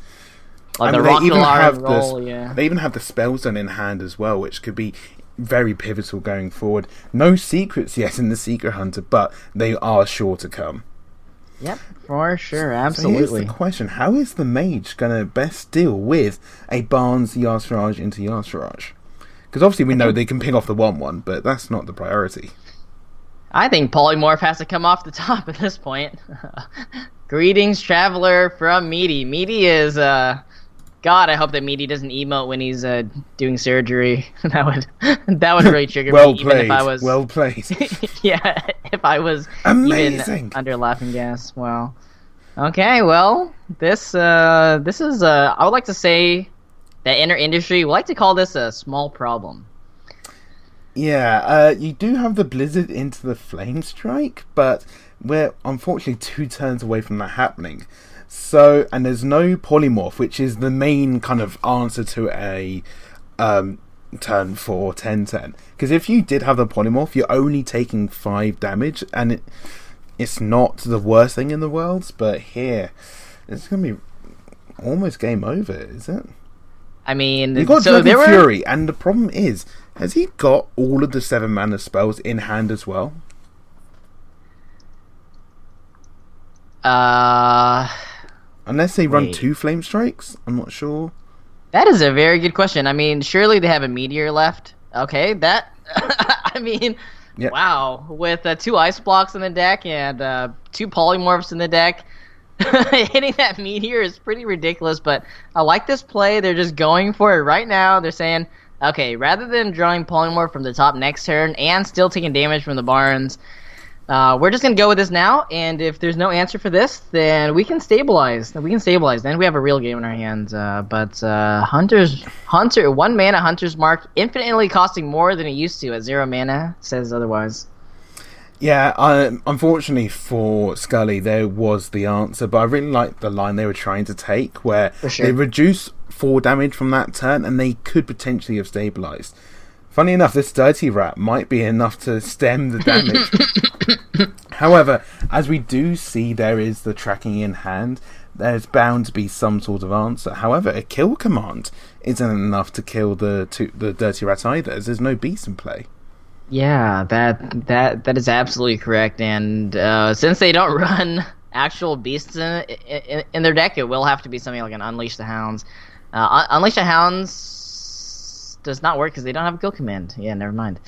A lot of times Barnes Yasiraj, like, personally on ladder, I beat Barnes Yasiraj a lot of the time as well. It's just a really fun brag there. Yeah, yeah, but it's funny, right? Because you think that should almost be an auto win, but just because the general power level of the deck, as I said before, I feel like it is quite low. That just barely gets you competitive in a lot of these games, because essentially your double kill command and your hero power are the only burn you have apart from your weapons. And a lot of times that's not enough. It's not enough. What do you feel about picking Flanking Strike here just to clear off the Artificer?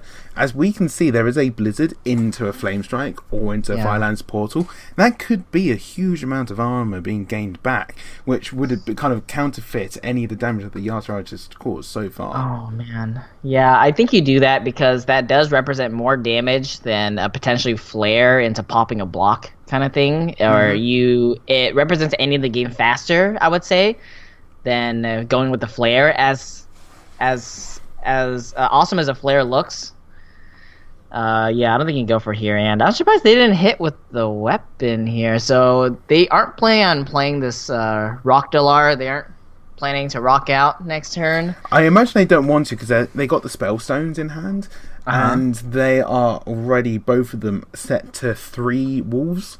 Okay. And that's going to be better than a random spell.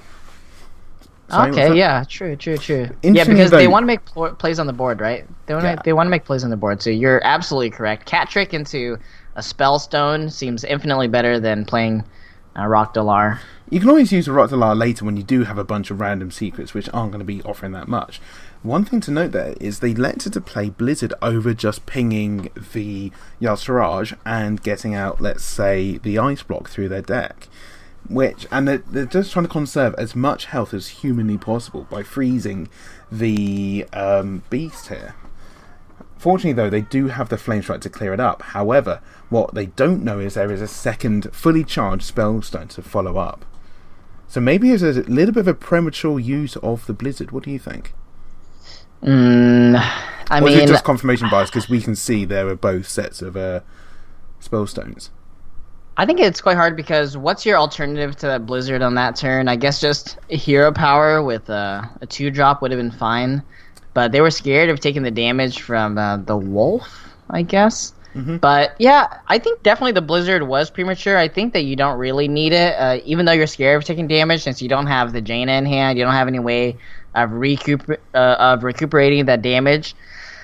And this is going to be the bad news. They're not going to want to see this. They're going to be set down to just 6 health. And going forward, they can even play the Rock Dalar. Forget its Battle Cry effect. Just having a 4-2 weapon alongside the hero power will be enough. So this has to absolutely get Dragon's Fury. There is absolutely no other card that they can get here. And It looks like that will be all Not she quite, wrote. because there is Archanologist into Ice Block. Now, I don't know how they're going to be able to scrabble out of this one. Even if they get the Death Knight Jaina next turn, I think they're still going to be just too low to come back from. Yeah, especially with that weapon there. Like, that weapon and now this kill command will always be able to proc them from a post-Jaina board, especially with no elementals on board. But the elementals would get cleared off this turn anyways, so not really much that can be done from this point on. But I agree that the Blizzard, maybe it would not have won the game, but it would have bought them a little bit more time. Maybe. I mean, not really. Not really, actually. Yeah, this is about it. And they're just going to save us all the bother and just give them the game there. So that's going to level the score back at 2 apiece. Now the Hunter lost before when it didn't draw barns and on 4, and now this one did draw barns on 4 and 1. So coincidence? I think not. But so we did very see good. We saw the mage there take down 2 wins, which is probably more than you can really ask for in this kind of scenario. But we can see that Falcons probably expected it to do potentially even more than that, considering they even banned it away from Barrage. You could argue they could have brought out the mage later in the format where it didn't have any counters left, and maybe could have taken down 3 wins or even more. How do you think about that? Because there's a level of strategy to this format. Yeah, I think that before you can get to that point, I think you already, I don't know, like before you build a bridge, you need to like buy the land on that bridge kind of thing. You know what I mean? Where there's land on bridge. I mean, well, the bridges are connected to land, right? Yeah, I suppose. I'm not sure if it's privatized to that point. Yeah, especially if it's privatized. But basically, you need to just get some wins in the first place. Like every single win you get is so valuable. I think that I really don't want to be queuing bad matchups into I don't want to be queuing bad matchups when I have like the best matchup. Usually, sure. Sometimes you can divert from that, but yeah. Not sure, but Mage getting 2 wins for sure. Very, very powerful. Hunter, good counter queue from Barrage. That did seem to go quite That's easily. That's what the deck should do. What we saw earlier is what the deck shouldn't do. Even without the Barnes, it would have been fine, I think. And we're going to be diving into the next match, and we're going to see now the Priest from Team Falcons up against it. And it looks like a very similar deck. We might not see the Geist in this version, but it's certainly the kind of Summoner Stone Priest, which I find interesting in a way. Perhaps because the Warlocks are being banned away, you don't need to have the kind of OTK Dragon Priest with the combos and the Inner Fires, and they're just thinking these big, chunky minions are just really difficult to deal with. Shadow Ascendant, I think that when you have Northshire Cleric and Shadow Ascendant, that's probably the strongest opening in the game right now, I think. Bar any sort of like really crazy... Unless you go coin Shadow Ascendant into Shadow Ascendant. Is that better than Northshire Cleric? Going first? You have 2 3/3s on turn 3. Yeah. And then 2 4/4s. But then the other one you're going first, right? I'm not sure. You might be right. Depends if you're going first or second. But both of them involve you having the tooth, having Shadow Ascendant. It's a really strong card. I honestly, when I first saw this card, I thought it was absolutely unplayable. 2 mana 2/2 sure is good. Yeah, but not in Priest, right? Great arena card. If that was in like Warlock, it would be like the best zoo card in the game. Yes, absolutely. That would make you stop playing Control Prince, Warlock or something. Or even Prince Kailasev. Yeah, I think being able to run 2 of those. You got Flame Imp into this, you have a 4/3. 4/3 and 2/2. Yeah. Seems good to me, Blizzard. Well, if you need any ideas, we've got plenty of them. Yeah, we'll put our CVs out on Twitter if they're looking for new card designers. Okay, so they have a choice to play a secret here or to coin out the Eaglehorn Bow. It feels kind of bad giving up the coin Barnes on turn 4, especially if on turn 3, especially if you're going to draw the Yasiraj going into turn 4. But a lot of respect coming here for this arena card, as I previously thought, Shadow Ascendant. I mean, the other advantage of getting the weapon out this early is now that any secrets that have played behind this are going to only buff up the charges on the weapon. It does stop a swing on the weapon, say this, or even probably on turn 4, but I think given the hand that the hunter has so far, there's no need to. Now, the only question is, which secret do you elect for? You know there's very few secrets in this deck. Well, we know that, and they know that as well, because they've seen the Shadow Ascendants. Yeah. There are very few spells in the deck. And then Explosive Trap is not really that great at any point, I think. So Wandering Monsters it's going to be. Wandering Monster. Seems good to me. And now, the hand from Falcons. I mean, I don't think you have that many decisions to make moving forward. It's like, okay, you pick which 5 to play, and then... We're going to see whether... We got the emotes... We're going to see whether Scully's going to be impressed with another Barnes into Yasiraj on turn 4. The funny thing is, though, they do have a really strong curve following up. They have Dragon Operative into Spiteful Summoner. However, there's no Shadow of Death in this deck. There's no real way of dealing with this 10-10. Maybe they can, just over the course of the next few turns, maybe get a really strong minion from the Spiteful Summoner and just contest on board. You know, a lot of times, even when... when 0 mana 12/12s from Spiteful Summoner is not good enough, then there's always a potential of Yasiraj pulling an even bigger statted minion. It happens all the time. You might get like a Sleepy Dragon or even a Tyrion. There's all sorts of things that can slow down.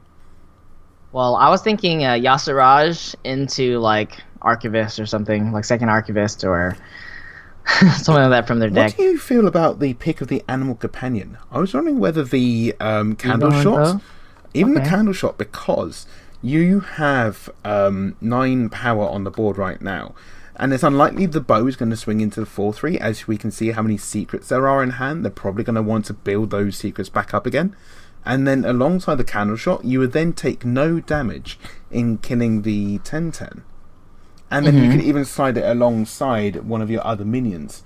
Although the Animal Companion is going to be rather nice, being able to potentially provide a taunt. Maybe that's what they're thinking.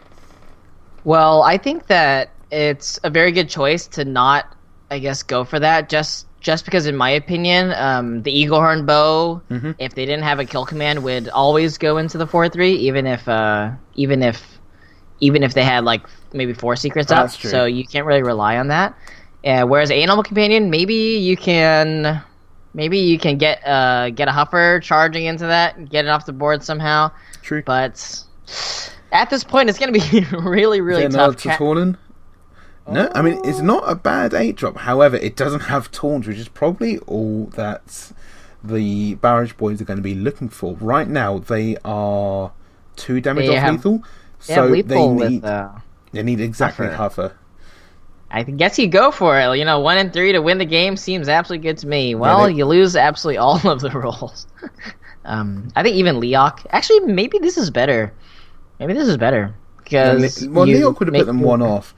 But there's a lot of damage coming in. The only question you could argue is whether you wanted to get out the Explosive Trap, but I can't imagine the Priest is going to want to be attacking interface anytime soon anyway, so having the 4/4 just slows down the board just a little bit, and as the game keeps going on, you know, you're just going to be able to kill him with hero powers, really. Exactly, because at this point, the Priest cannot afford to hero power just to counteract that Hunter hero power. They need to use all the mana that they have just to deal with the existing threat. So Dustbreaker coming off the top for Falcons. Does Dustbreaker mean absolutely anything? In theory, you could play it first, and then you can trade the 4/4 into the Misha, and then your grub thing can kill the Yasiraj. However, what does a 5/2 really do for you? You can't really attack into the face. No, yeah, you can't. This is difficult though, because even though the Priest is kind of stuck in a stalemate where it has a heal every turn, the Hunter has no reach right now. We know the weapon can put him down to just 2 health in theory, but he's not going to... Oh, he is going to attack him. Oh my gosh, okay, so I think this is potentially the next level play, because they're thinking, we're not going to attack face, so why would they ever waste mana on an explosive shot here? So... So that cannot be an explosive trap here. So that absolutely cannot be an explosive trap. So maybe this is actually the the winning line found here by Falcons. Just super mind gaming the mind gamers. I suppose at this scenario where you're almost certainly going to lose anyway, you have to just think, okay, how do I possibly win? And this is one line to take it. And I like the fact they're not playing the Death Knight here. It looks like the greatest consecrate in the world, but you just want to put as much damage to face as humanly possible. Yeah, absolutely. Wow, fantastic play by Falcons. I really like that. Although what's kind of funny in a way is their board was so full they wouldn't have been able to play anything. Now, the one line they could... Is there anything from Free From Amber they can get? There's only Rag Light Lord, but you can't get that as Priest. Yeah, because it's his Discovery, isn't it? I mean, you could almost argue the 4-8, the Obsidian statue, but just the hero power alone kills you. So, what option is there? Could you go for Animal Companion, get Misha yourself, and then hero power after? I mean, you're still... Oh, yeah, to get Misha for the taunt. Wow. I mean, we're talking about thin lines here, but is that your only chance? Absolutely the line. Otherwise, yeah, because Archivist is just worse than Free From Amber, but there's nothing from Free to Amber. Absolutely nothing. So, yeah, I 100% agree. 100% I mean, in agree. theory, the Grand Archivist could get Light Rag, couldn't it? Because you can get classes outside of your deck. However, wait, can it? I think so. I don't think so. No, because it just casts it normally, but you just don't get to pick. Oh, sorry. Yes, you're right. Okay. Well, we know that the cat trick would have been lethal even with the Misha draw, would it? Because you have the Talon Priest as well. Misha Talon Priest heal? That would have still kept you alive just. Again, we still think that as the Seeker would have been procced anyway, you're going to be killed anyway. But that's another Hunter win. Again, every time Barnes has been drawn, it's won. So we're definitely seeing a strong correlation with this deck, and maybe it's just the Barnes which is carrying it, but it's got enough of a kind of deck behind it to kind of keep the pressure on and actually close some games out.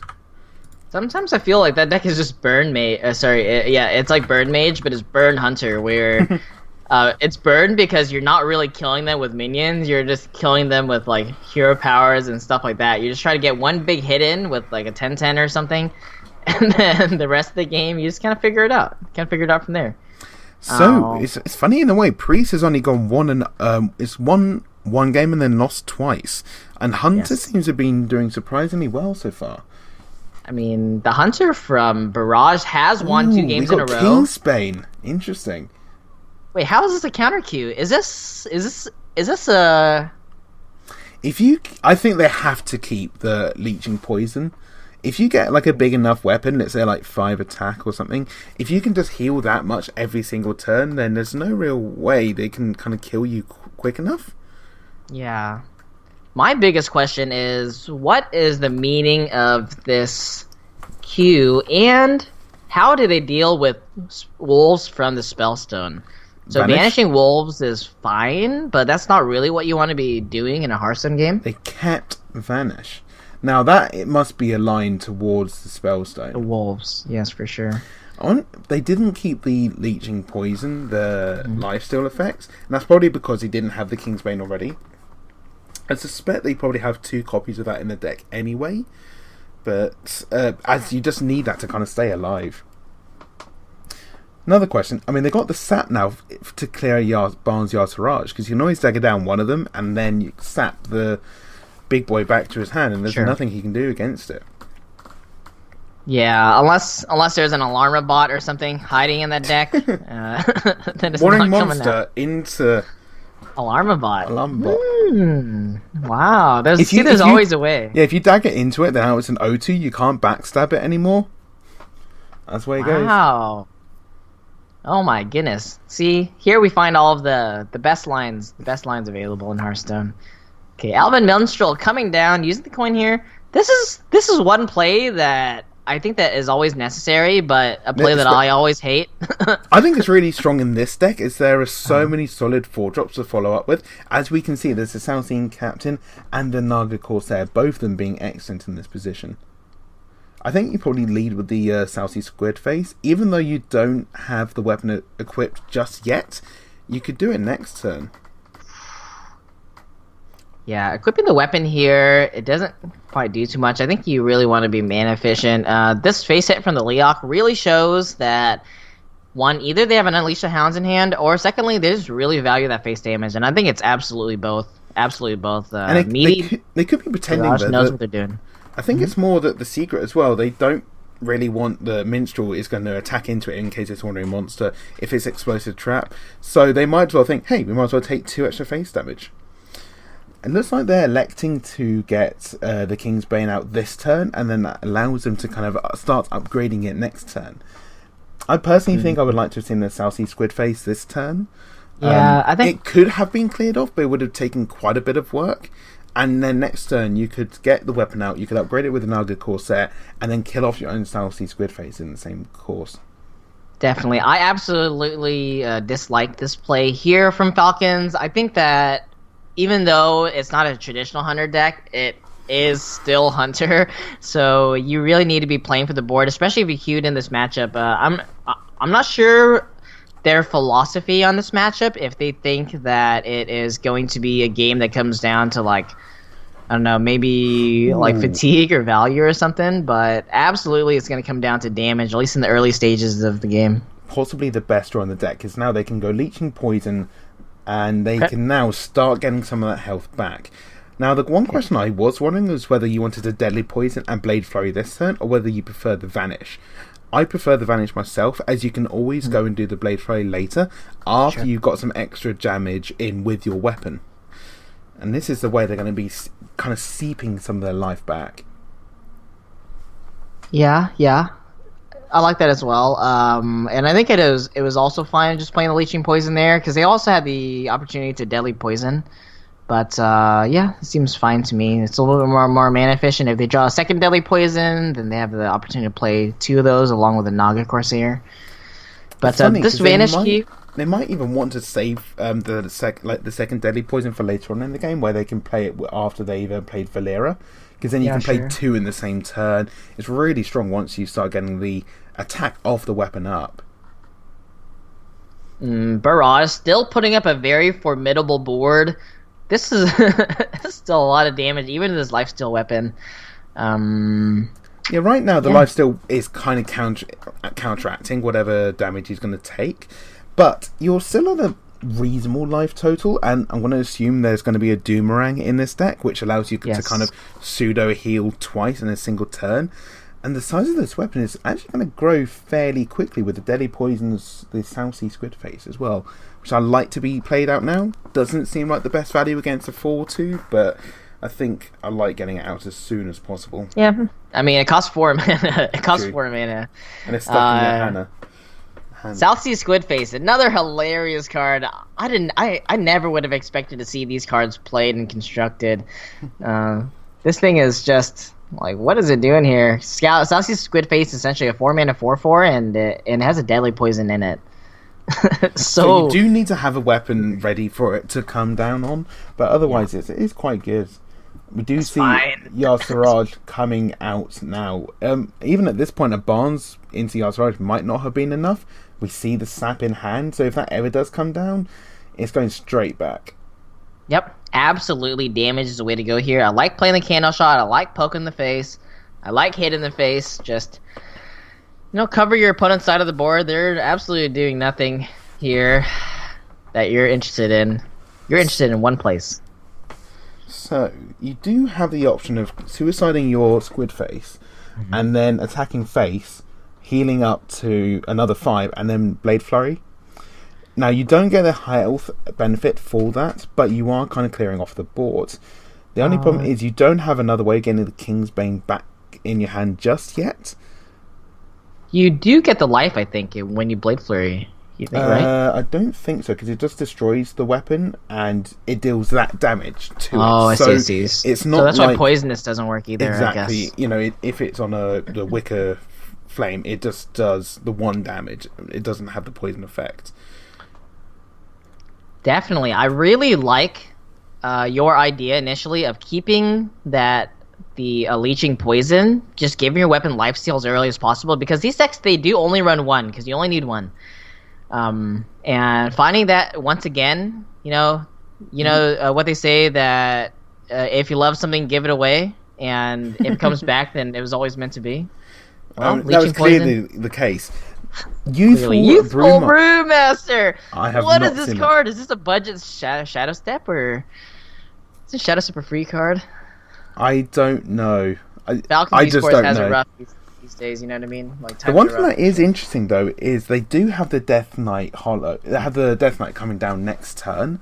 So is this an advantage to try and, say, attack the weapon into a 3/3, shuffle it into the deck, and then kind of going Cold Light and Elven Minstrel, trying to maximise as much chance of drawing that weapon back again? Cavern Finder, yeah.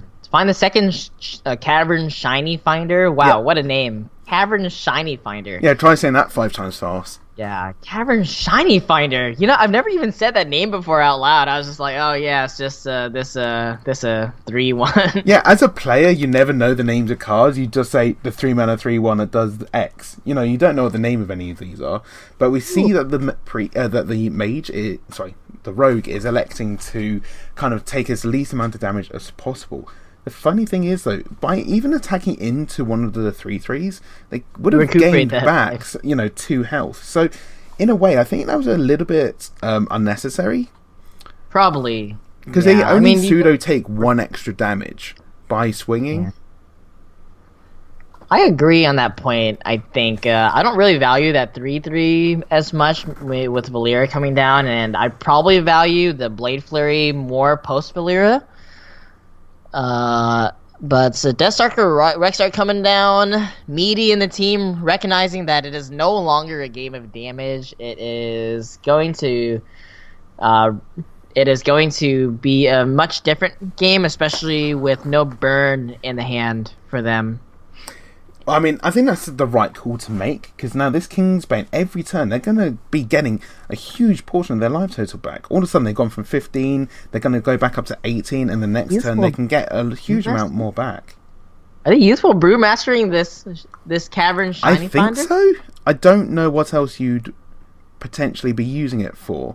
Yeah, like, why did you put this in your deck, you know? I suppose there are a lot of battle cries in the deck, like a Cold-Light Oracle.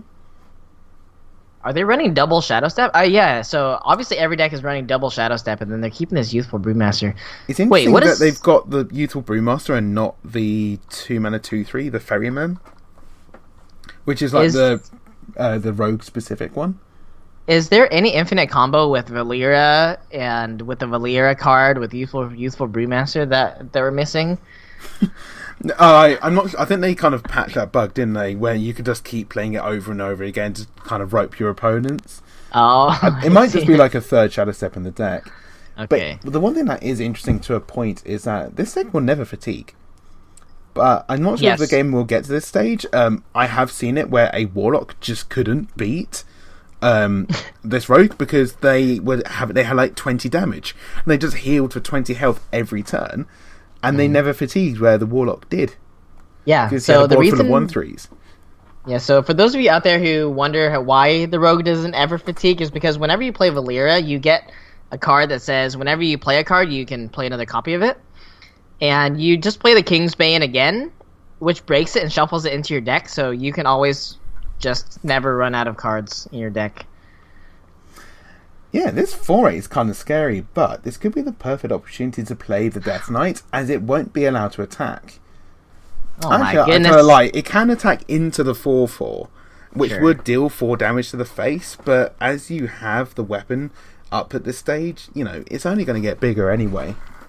I mean, you can also just trade off your Squid Face. You're not scared of a freezing trap. So this card came off the top. I don't know how much you really respect a secret that came off the top. But, yeah, this Knuckles is hilarious. Like, this guy's probably the strongest fighter in all of wherever he came from. What expansion is this? Kobolds and or what is this one? I can't remember, to be honest with you. I think it's going to be rotating out shortly. But if you're in a fight night against another esports team, I think you're going to want to have Knuckles on your side. Yeah, I think so as well, especially Brass Knuckles, you know what I mean? Insane. Wow, Valera does not come down this turn. They're saving this, aren't they? Is there a better time for Valera? So they're trying to draw now and then play Valera later? Certainly looks like the option. That would have been really... Well, what is his ordering as well? So you missed 1 HP. It was kind of scary if it was Freezing Trap as well. You would have been forced to Doomerang there. Yeah, maybe that was just like rote plays. We did miss the 1 health, but at this point, being on 22 and 23 is almost negligible, so I think I'll just let them off. You know, it's more important to get the minions out and do the play rather than being entirely optimal. Absolutely. Now, let's take a quick look at Barrage's hand. I mean, I guess we don't really need to take a good look. Their hand's bad enough that they play Yasiraj, but pulling the Barnes means that their Rockdalar is active. They will be able to play that 7-mana weapon and refill their hand.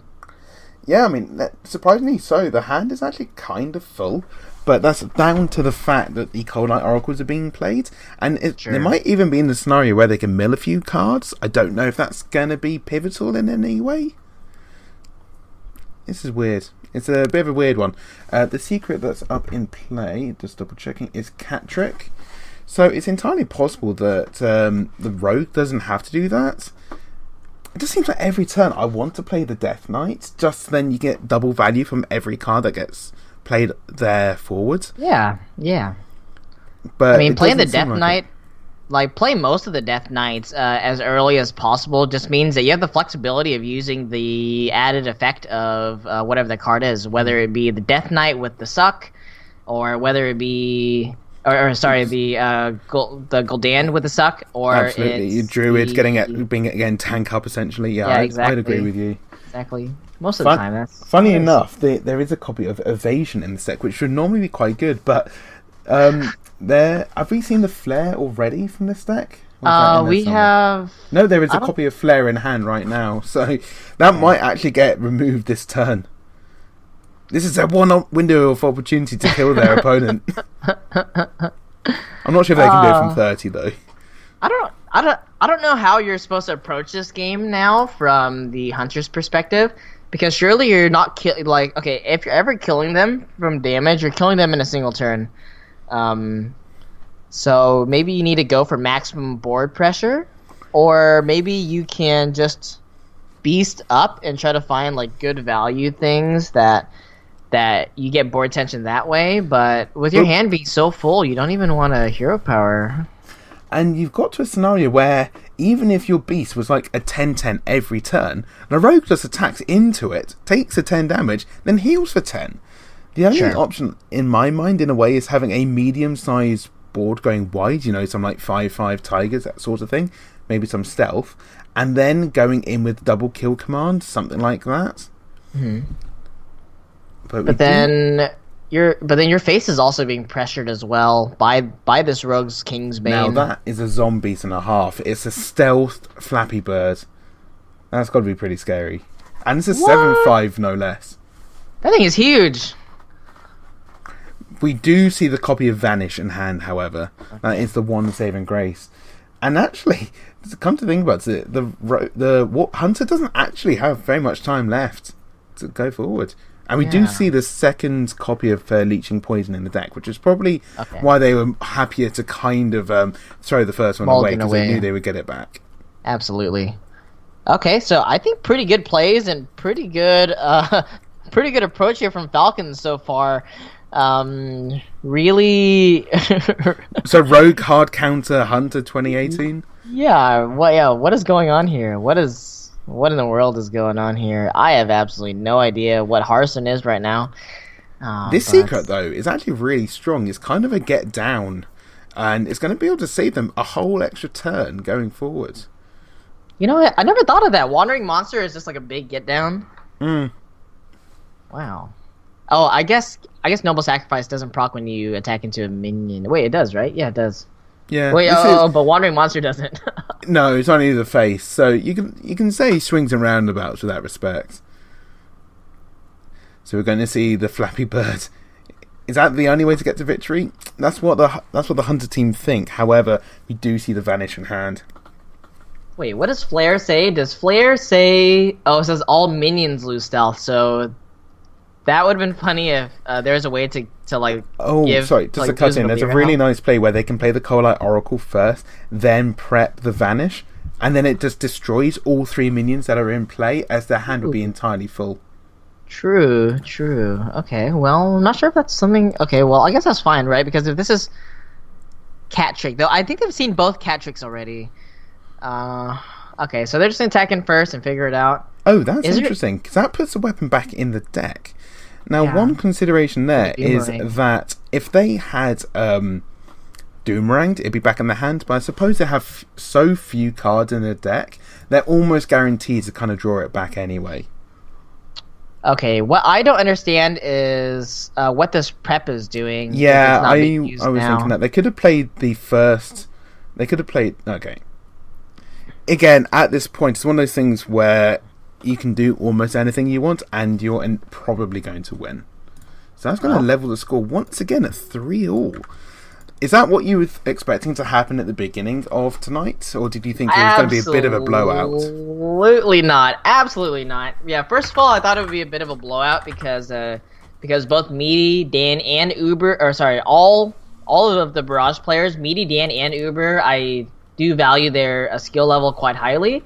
Whereas Falcons was much more unknown. But I think Falcons, despite a few mistakes here and there, have overall shown a very, very strong propensity of Hearthstone skill and knowledge of a general last hero standing format and even this Trinity series format that hasn't really been done before in this post nerf expansion. Yeah, it's really fascinating to see how this rogue is doing. It's what we were saying at the beginning of tonight, where by banning away a couple of classes, all of these middle tier decks, which all of a sudden don't have to worry about the threats of Warlocks or Paladins coming out, can suddenly have their room to breathe and then can actually kind of show off what they're really good at. Like we're seeing with the rogue just now. So after the break, which will be about 5 minutes, we are going to be seeing what Barrage are going to be bringing to try and take down the rogue. We'll see you all very soon. Welcome back, everybody, and the players are really eager to get back into the game, so we're going to be seeing a rogue mirror. Now, unsurprisingly, we're going to be Meaty piloting the good old tempo rogue. Now, it's going to be seeing quite a few changes since he managed to reach rank 1 legend with this deck, so we're going to see how it's changed with the recent nerfs to not only Bone Mare and Patches, but Corridor Creeper as well. So this was probably the most heavily hit deck with the most recent nerfs. And it's not only a Meaty who has reached rank 1 legend with Rogue. Uber has also reached it multiple times, I believe, with Tempo Rogue as well. So potentially the best 2 Tempo Rogue players drawing Patches off the top. What is going on here? Some things never change. When you have Prince Keleseth into the captain, you think it's all going to be so good. You're now stuck with a 1-mana 1/1. It doesn't even have charge.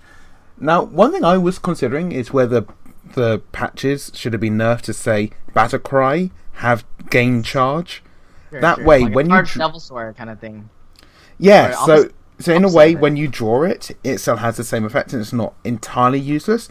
But when you pull out your deck, it still does kind of a redundant kind of static minion in a way. Oh my goodness, that is absolutely horrible. So, you know, before drawing patches, your win rate would probably decrease maybe about like 10% or something like that. These days, I actually don't know. Maybe it's like, I don't know. If you draw patches and it doesn't have charge, it's a 1-mana 1/1 pirate. I guess it can still be used as a combo activator. It's, you know, it can be used with SI or something, I guess. Yeah, I guess you can use it to play it into like Mirror Entity and stuff versus Mage. Yeah.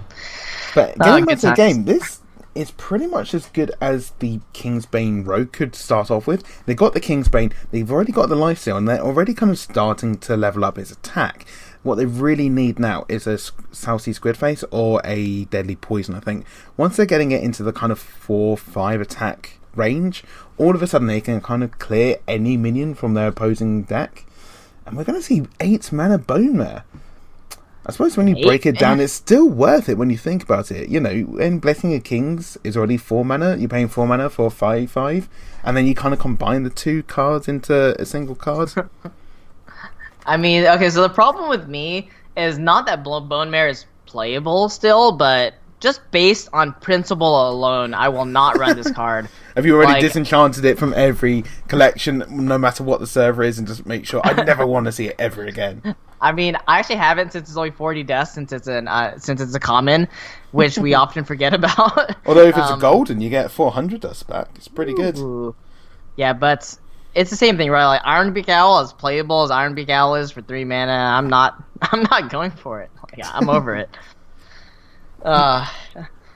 So, who do you expect? I'll be honest, I have no idea who's favoured in this matchup. I would assume the Tempo Rogue would be, unless there was some ridiculous kind of a number of vanishes and stalls available. We do see the evasions, so kind of later on, where if there is a insurmountable board going forward, that does give them a whole turn potentially. Yes, absolutely. So I think that previously the preconception that I had was that the Kingsbane Rogue was a deck that was good versus control decks and weak versus aggro. Mm-hmm. But, I mean, it beat Hunter. I guess Hunter's not really aggro, but... That's more of an anti-control deck as well, I think. It depends, but it loses to control decks, doesn't it? It loses to control decks. Sorry, I'm getting confused, my bad. It depends if you get the big Barnes. If you get a Barnes and the 10-10 on turn 4, then it is an aggro deck. Sure. Is this a Cold Light and Evasion turn? Or do you just want to get the Naga out because then you get to have a slightly bigger weapon? You're starting to kill off your opponent's minions? Yeah. I think you definitely have to stabilize the board first. Getting the captain off of the board is something that you want to do as a first priority. And then after that, maybe you can... Maybe if you have a Vanish, like a prep Vanish, you can go for the Cold Lights. Once you have a way to deal with the pressure on the board. But this is a lot of pressure. Patches as well. No, you actually get to trade in the 2/2 patches. Use of the patches. Wow, that feels bad. For like getting beaten by the patches. Oh, Vanish. There's a Vanish. No preparation. We couldn't find the preparation off the Cold Light Oracle, but I don't think you're quite desperate enough at this point to go for that yet. Just killing some stuff, probably just maybe playing Evasion or something is good enough. Is there an option that you can save the Vanish until turn 7, because that's when the Bone Mare would want to attack? So in theory, if you played Evasion this turn... I mean, turn 8. Yeah, exactly. So you do it this... Because if he vanishes here, he just replays the whole board, and then the Vanish comes, and then the Bone Mare doesn't do anything anyway. Sure. So what you want to do is Vanish on your opponent's turn 7, so the Bone Mare doesn't do anything on turn 8. I really like this, playing the Evasion this turn, because you only take 4 damage. I say only. You go down to 10. It's still reasonable, and then you can 13, Vanish, right? And then get to heal 10, even more. Exactly. Yeah, 10. Yeah, you go down to 10 for sure. Yeah, seems fine to me. Absolutely. I really like this, getting the Vanish onto the new Bone Mare turn, which is something I need to get more used to thinking. These days, I don't even feel like I want to respect it, you know what I mean? I just want to be like, there's no way they're playing 8 mana Bone Mare. I think my opponents have some self-respect to, like, not play some some recently nerfed cards, but yeah. Who knows? If Bone Mare was just printed as the 8 mana card originally, maybe it would have seen play anyway. It's just because we're used to it being 7 mana that we kind of get, we kind of slightly shun it. Yeah, but the funny thing is, because it feels like you lost value. This Vanish is kind of awkward because getting a Minstrel to now kind of draw buffed minions always feels bad. So, but it does slow your opponent down long enough to try and draw through some more of their more important minions. I think the card they're going to want more than anything else right now is going to be Preparation, because then you can try and get ahead on the board slightly, but not going to be an option. Wow, that feels really bad. Is this a turn where you have to hit just to get the life gain back, and then you can go with the Cavern Finder next turn to find it again? Yeah, so you would pay 2 mana for the Shiny Finder, 1 mana for the weapon, and then you can buff it again by 1 attack. Yeah. Makes it 4 attack. You're starting to heal a little bit more. I think the single card they're going to need now is probably Blade Flurry. Yeah, Blade Flurry, or you might need the Death Knight. The Death Knight might be good Death enough. Knight is actually kind of crucial. However, you're still a turn away from that, and if Barrage can just put a really wide board this turn, then Bowmare is likely to get a target. I mean, it looks like Barrage can just play a bunch of really crappy 1/1s kind of thing, just like a bunch of horrible cards. Okay, so maybe the Scalebane is fine as well. Like, yeah, I think playing one Scalebane is Scalebane. fine. The one advantage potentially in playing like SI7 Agent's House and that kind of thing is you are still doing some incremental damage with their Battle Cry, which is reducing your opponent's life total, kind of. And if they get sapped back again, you can kind of damage them again. Okay, so we do see a Salsi deckhand in hand for Barrage, and it looks like it was returned, right? I believe it was returned with a vanish, so they do know about that. They do need to be aware of that. Prep Sap. That kind of... Okay, Prep Sap just for one mana. One of them... No, it wasn't from Vanish because it's got it's a 3/2, so it doesn't have the... So it wasn't Vanish because otherwise it would have lost its +1/+1 from Kaliseth. Down to 9 health. Now, is this lethal? We've got the... it's not... Shadowblade, deckhand, and... Is there any sort of damage? So there's Captain. Okay, so that's 1 off. Or sorry, it's 2 off. And we've got... but there's a Shadow Step, so it's quite difficult to see when there's a whole hand of cards. Yeah. But the thing is, even if it wasn't lethal this turn, it was inevitably going to be the way this game was going. Okay, I mean, it wasn't only a whole hand of cards, it was a whole hand of nerfed cards. Like, they played Patches, they played Corridor Creeper, they played Bone Mare. I don't know what to expect from this deck, you know what I mean? But it still won. It feels like they didn't change a single card. I tell a lie, they did put in the Shadowblade. They did put Shadowblade in, so... No, the Shadowblade was from the Swashbuckler, right? No, so they haven't changed a single card. Fantastic. Maybe they don't need to. Take that, Blizzard. You know? The thing is, though, I did think Patches would still see play in some decks, like Aggro Druid. It's still fine just to have the minion there to then get buffed by the AoE kind of buff effects, you know, the Mark of the Lotus. But you're going to start seeing it play. You're going to see it played in less decks where all you had was Captain Patches, so like traditional old Zoo or something. We're going to be diving in. So the score is now going to be 4-3 to Barrage. I suppose it's not a big surprise that having two, arguably, of the best players of the traditional Tempo Rogue did get that win. Absolutely love their plays. I also thought that the plays from the Mill Rogue was quite good as well. But moving forward, Jade Druid versus Tempo Rogue. So this matchup is a matchup that if you played either Jade Druid or Tempo Rogue, you have seen this matchup a ton of times. Absolutely. I was going to say, you had some experience with this at a fairly recent tournament, didn't you? Yes, I did. And how did that go? I actually don't remember that. I've already erased that from my memory. I think I lost it. It never happened. Oh, it never happened. Oh dear. I think it depends a lot on the build. We've seen some decks, some Jade Druids more recently going back to removing the 4-mana spell that gains a minion out of your deck because they want to have the Jade Idols, the Jade Spirits to kind of ramp the Jade's bigger than having Oaken Summons and surviving against the aggro. And we see the Spellbreak, which might lean it slightly further towards that variant because you don't want to have that in the same deck. Previously, this is a matchup that I didn't attack with Patches. That was a mistake. Mistakes were made. This is a matchup that I really, really like as the Jade Druid. I feel that this is this was previously one of Jade Druid's best matchups. Obviously, there's a lot of people who disagree. People like Board Control think that and I think Uber as well think that the Rogue is favored. But was that pre-nerf? Yeah, that was pre-nerf, so I assume it's got to be a little bit better for Jade Druid now. I would say it's a lot better now. When Bowmare's a whole turn later, when the Patches doesn't have charge. There's so many... I think the main thing is the Corridor Creeper, which I imagine Corridor Creeper is cut from this deck. No, we saw Corridor Creeper last game. Oh, did we? Yeah, it came off at the top on the very last turn. Corridor wow, okay, so they literally haven't changed a card, have they? Yeah, I don't think so. I suppose 0 mana 2/3 is still a good card. Zero mana 2/5, yeah. But, 2/5 in fact. But yeah, previously 0 mana or 1 mana or 2 mana 5/5 the Corridor Creeper was absolutely difficult for Drew to deal with. But you still got through. But we don't see any initial ramp here from Falcons.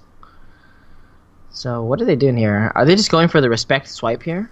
Respect swipe into branching paths armor, maybe nourish for mana, hero power. It's kind of slow. Yeah, I mean, I think you really want to ramp with the nourish. As you have the Malfurion in hand, you can start getting a huge amount of armor, and then you've got the Jade Behemoth into Jade Behemoth. You're going to be starting to contest your opponent's amount of. Sorry, your Jades are going to be kind of contesting their minions already, and you have the 3/6 body, which really nicely answers your opponent's sized minions. Now the question is, are you going to try and go for a really massive Van Cleef? You could even do it this turn in theory if you backstab your own patches. Yes. What do you make? Then 8/8? Yeah, no, you make it.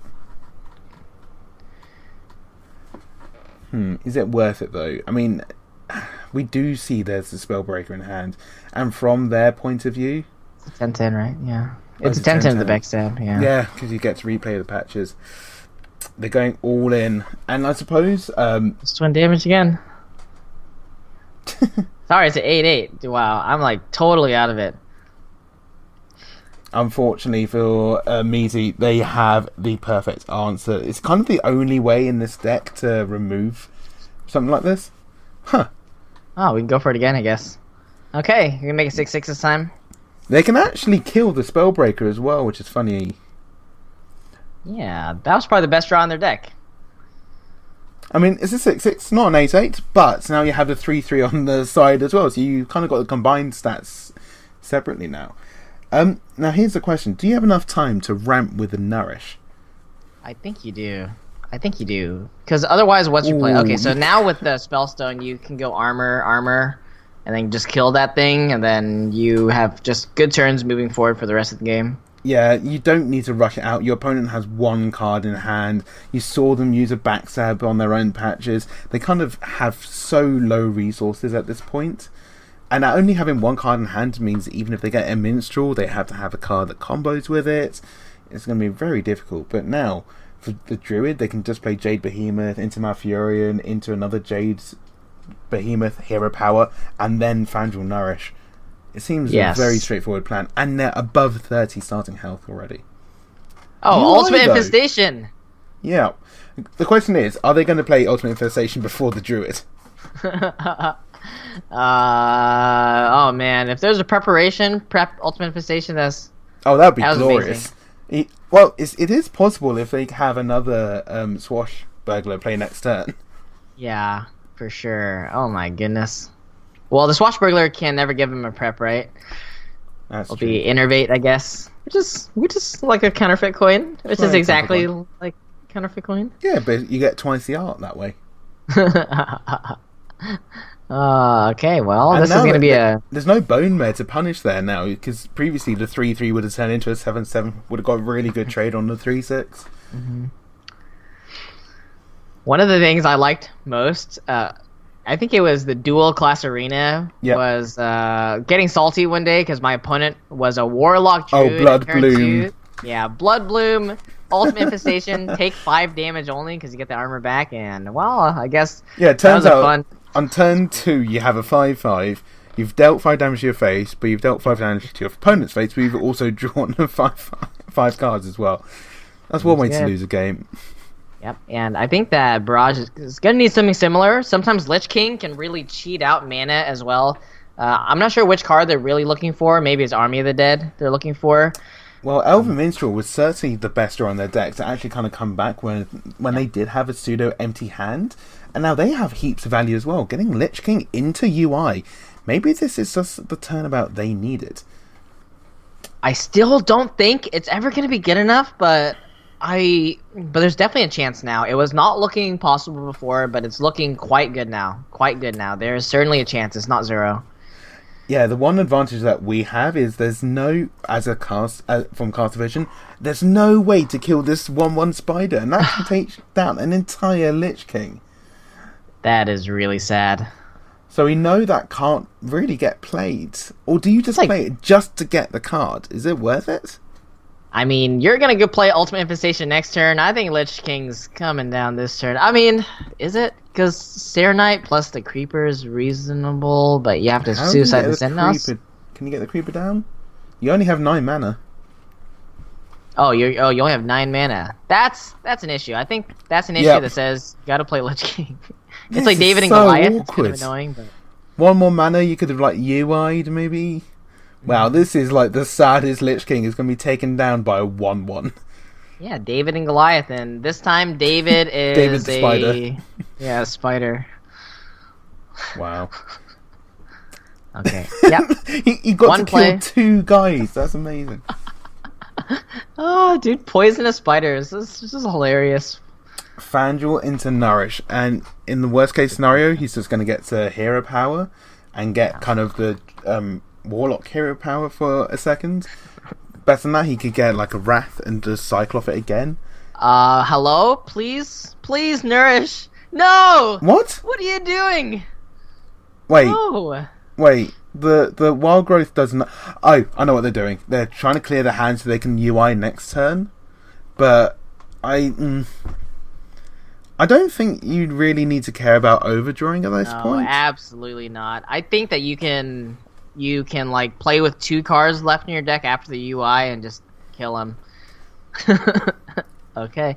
Well, there's certainly a chance now. I want to go as far as say that they're really looking for a way to throw this game, but I still don't think the thing that is, I can see their logic in why they went with that line.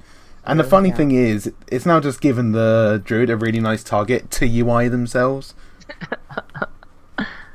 Okay, well, Obliterate from the Lich King, pretty reasonable. Prince Keleseth, they've got a lot of powerful cards, but they don't have the mana and they don't have the health. Yeah, the thing is, you needed those, 8 turns ago, not now, unfortunately. And I just think the matchup was close to 50-50, depending on how the deck went beforehand. And now with the number of nerfs the deck has now suffered, it's just so difficult now. And even in this variant, without the Oaken Summons, you can just get overridden so early if there's enough ramp to start off with. Spreading Plague by itself would have been enough to kind of slow the deck down. I think this might take it to 4/4. It's really funny because a lot of people think that they can outvalue Warlock and Druid by drawing cards. So for a lot of times Paladins are like, yeah, well, I drew 9 cards off of Divine Favor. I guess I'm gonna win now. But they forget that that Druids and Warlocks are cheating mana. Every single time they're playing something, they're not paying the full amount for it, or they're playing it faster than you are. How scared do you have to be? Let's take that back. You're on 35 health. Okay. You don't have to be. So does that mean you can just get away with playing Jade Spirit and Aya? I think you can. Yeah, I think you can. This is exactly what you want. Do you ever try and start Hero Power in the face? You have the second UI, so if you Hero Power the face twice, then UI, you've just won. But I suppose you have to be a little bit cautious about Bone Mare. Because there's no way you can clear this entire board, but you can set up for a Plague the next turn. Yeah, you have to be cautious of every single taunt if you go for that line. And every single time you go for an all-in play like that, you divert your resources from somewhere else, and that resource is board.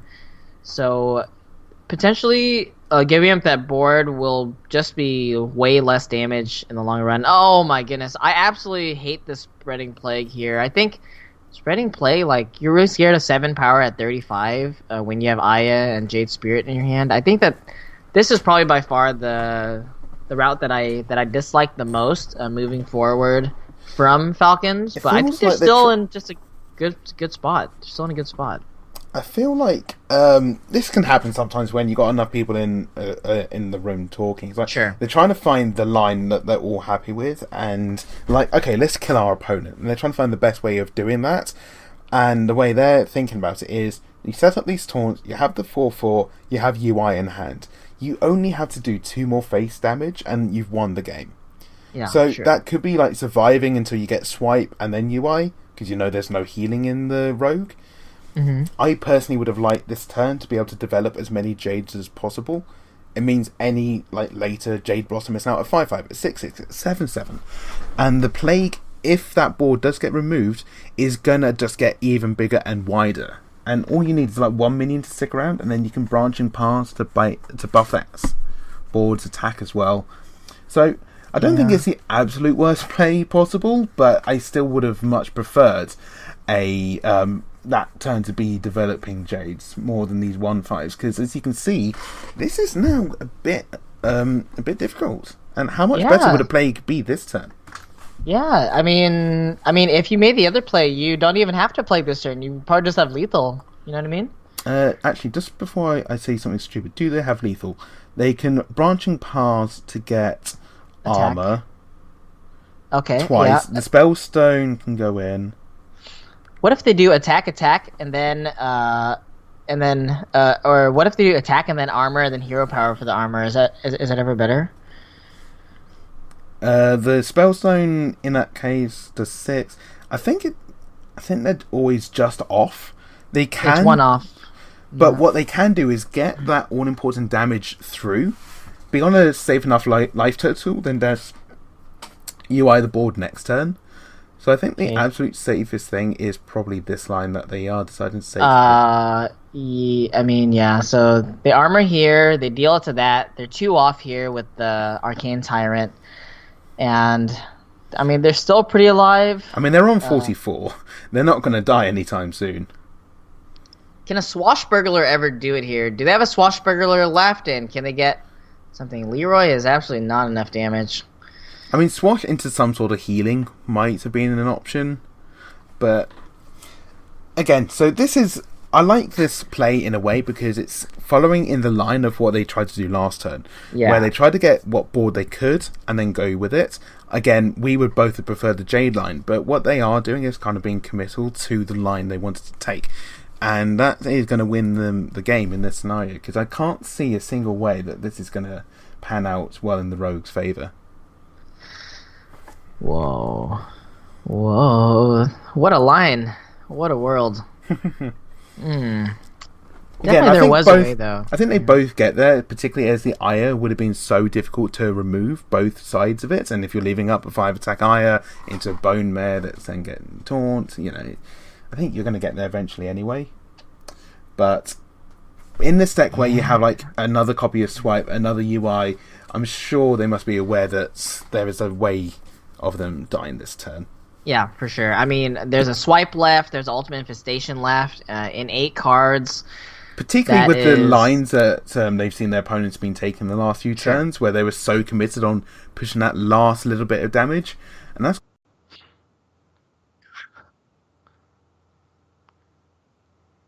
Oh, wait, hey, there's a Naturalize in the Jade Druid as well. What are they doing? Well, there's a... It's Mill Jade Druid. Is that what the kids are up to these days?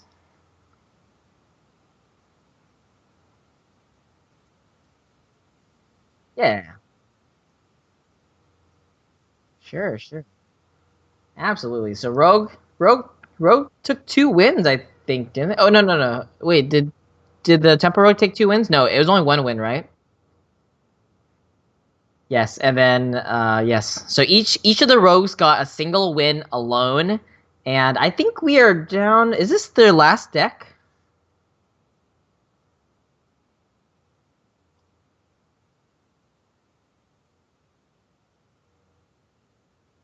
Okay.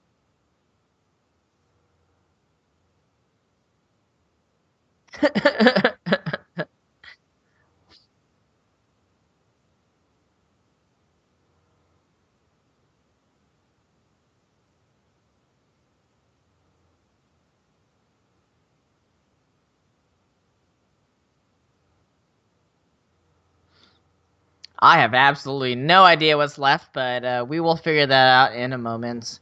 So yeah, absolutely fantastic hand here from Barrage's side. Yeah, Barrage was neat.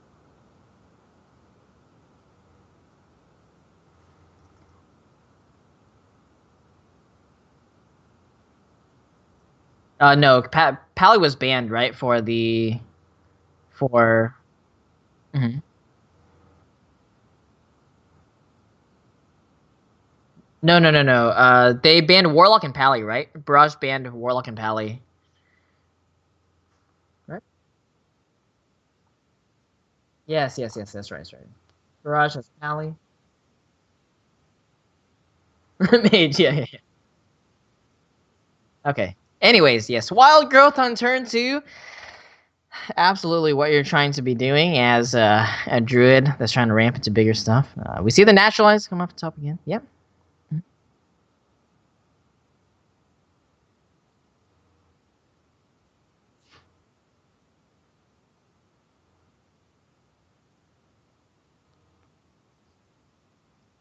Yeah, exactly. So with the spellbreaker here from Falcons, they do have an answer to that, but it's not really the answer that they're looking for. It will get free traded off, which is quite important at these early stages to just get as many free trades as you can. Just tie up their mana, make them do kind of underwhelming plays while you're still developing stuff on the board. Yep.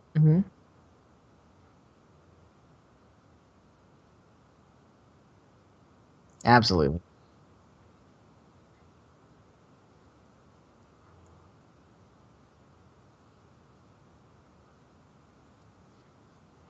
Absolutely. In this matchup, traditionally, I love being on the coin as Jade Druid, just because you have the option to go like coin Jade Blossom if you have that, or you can coin out double sixes. Is very very valuable as well.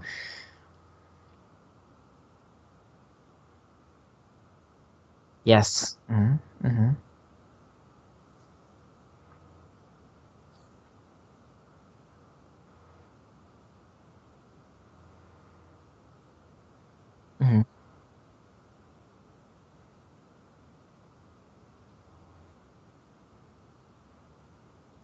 Fabulous play here by Meaty and the guys over at Barrage.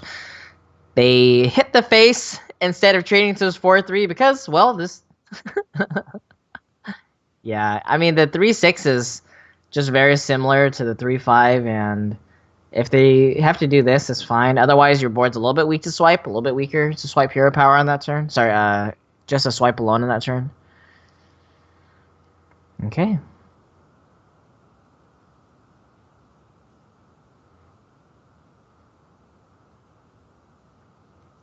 Yeah.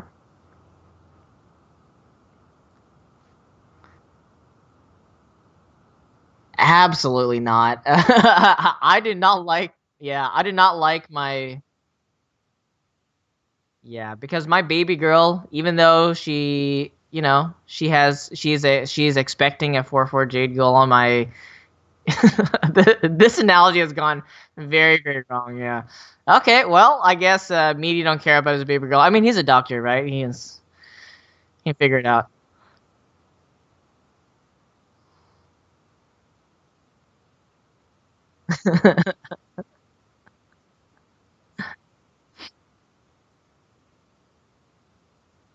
Yeah, exactly. And maybe diamonds are not forever. Okay, well, what exactly can Falcons do here at this point?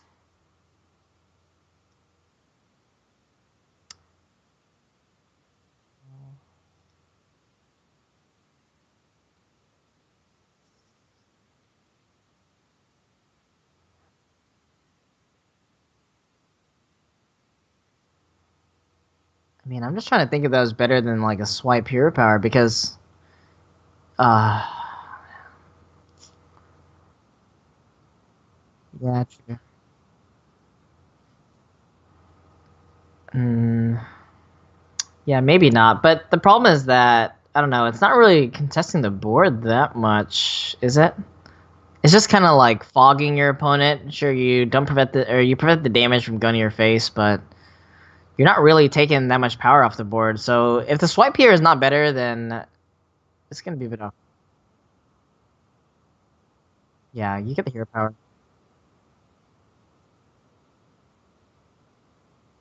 Oh, Ben, your mic is muted, by the way. Apparently, chat says your mic is muted. Yeah, but yeah, a very low.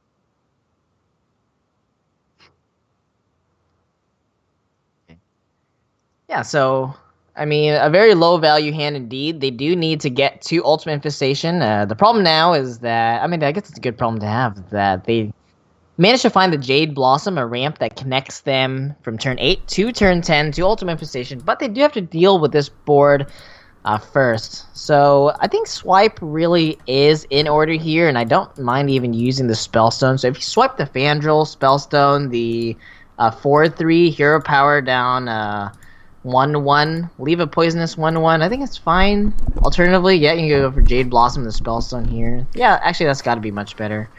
Fantastic play here by Falcons. Fantastic play. Going into Ultimate Infestation first. I still don't like going face. I think I like just attacking. Because if they deal with your dudes, then your 5/5 is getting wrecked. You don't really want to give them incentive. And it's funny how this Arcane Tyrant has just been stranded in hand. You have so many big spells in the deck, but you're unable to use any of them in this scenario, as you just don't have them yet. He is going to be probably drawing with both of these Wraths, I would imagine. You just need to try and get some more value from these minions.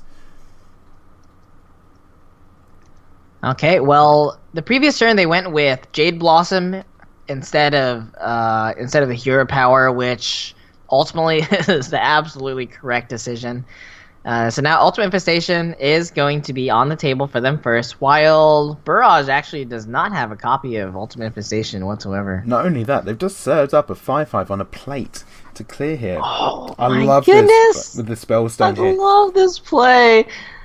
It feels overkill, but obviously with the play from Falcon's last turn, highly telegraphing Ultimate Infestation, this allows you to retain the board even after the Ultimate Infestation to buy you time to find your own.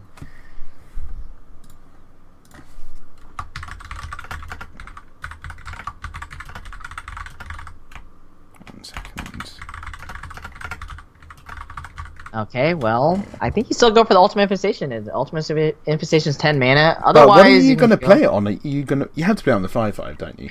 Yeah, I think you're just removing the pressure off the board. It's a little bit better than Fandral, Jade Spirit, Hero Power. As decent as that is, you even get your own Arcane Tyrant. That's huge. That is absolutely amazing. Second, Ultimate Infestation gives them a very clear game plan of what they need to be doing. So Branching Paths, although it is not an Ultimate Infestation, it is still a very good draw. Finding Nourish, potentially being able to find the Ultimate Infestation off the top, along with the Nourish, which isn't that great, but Ultimate Infestation is a card that they will need in order to swing the board at some point. So they can't play it this turn. They need to deal with as much of the board as they can on this turn, and then figure it out next turn. Okay, so they're drawing again. I'm surprised that they actually didn't go for the ramp. So they could have ramped. Sorry, but the Hero Power just doesn't do anything this turn. Yeah, I think it's fine. And it's interesting that they've got even more value cards in their deck. They've got the Kun, the Forgotten King. So it means they can play that and UI on the same turn. They might end up burning one card, but given how far ahead they are in the Jade race, I think they're absolutely fine doing that. So they just want to get ahead again. It's just funny how much of a difference having Branching Paths off the top rather than, say, a Nourish or UI would have made just the biggest difference in the world. Absolutely. Absolutely. Branching Paths, as flexible as it is, using it as a draw effect is probably the weakest mode of that card. You really don't want to be drawing with that at least early. Usually when you're drawing with Branching Paths, you're a bit desperate because there's so much better card draw effects in your deck, and you want to save that card really for Spellstones for armor or for buffing up your dudes. Now this turn I am curious about. I think I would have preferred the Fandral Idol Nourish in one turn. I think so as well. Or you can go with Jade Spirit and Jade Behemoth. You know, both are kind of classic 10 mana turn options, but they kind of went down the middle, and we're going to see that's probably going to get punished because the UI gets rid of this Fandral. I think I would really have liked to have that cycling with the Nourish, giving you the extra mana. Absolutely. You often get to play one of those idols immediately anyway. Absolutely. I think that at this point, building up your Jade counters through playing a Jade Spirit, which will probably be good at any point, is not really what you want to be doing. Going with a Nourish to potentially get a stronger turn, either this turn or next turn, is probably preferred. Now, what is funny is it's naturalized. Forward, sorry to cut in. It's actually just 1 mana destroy a minion because it doesn't. It overdraws them 2 cards as well. Do they have a Jade Idol left? I think they got 1 in their deck. I think it matters actually if the Jade Idol is lost. With 3 cards left, potentially a Jade Idol could be lost here, and that means that they definitely have to play entirely different games. Barrage will have to go all in multiple times just to push that lethal damage, whereas Falcons can sit back, relax, and just shuffle idols for as long as they can while they survive. They did remove 1 of the Jade generators. The only thing is, you say they just had to remove a few more Jades. They still can get up to the size like 7, 7, 8, 8, and 9, 9s. Though, if they are on the game plan of strictly removing, it is entirely possible to do that.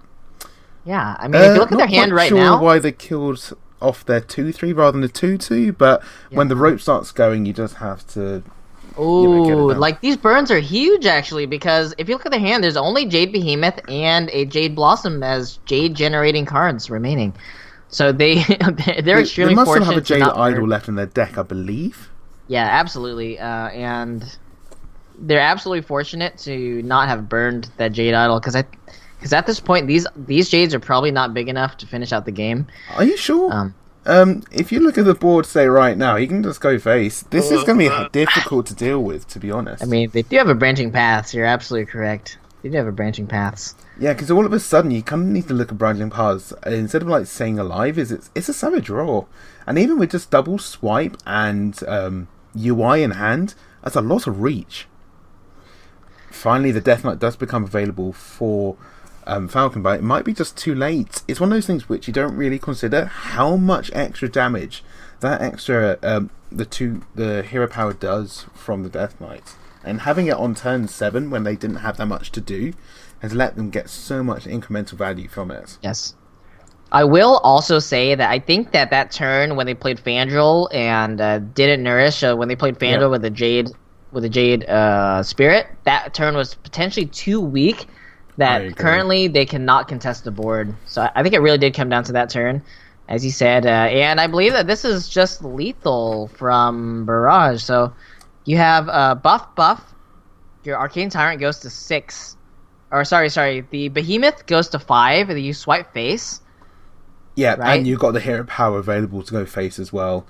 I think it's probably lethal if they just go swipe face as well. Yeah, it's 26 this way.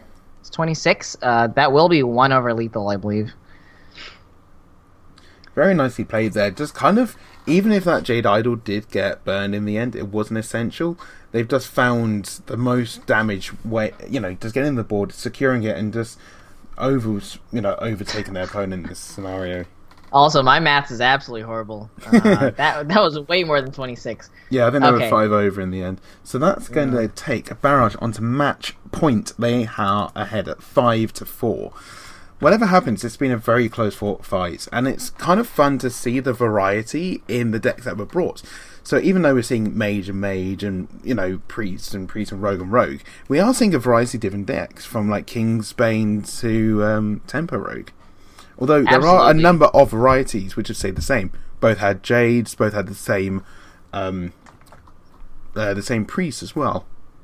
Yeah, we forgot about this class. Shaman, I've already forgotten about you. Yeah, we saw it earlier today, but we've already forgotten. Yeah. Okay, so I guess just to begin with, before we forget to say it later, a huge thanks to all of the people watching right now. I see a bunch of you in chat cheering on your respective teams.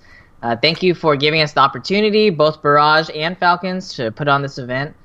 And yeah, these games have been so much better than I expected.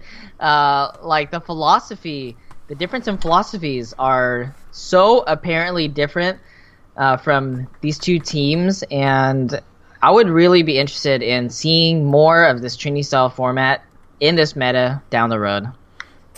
Yeah, it's kind of really interesting. If we can get a few more teams in the UK that have like 3-man teams, it'd be really fascinating to have a few more of these kind of show matches going forward.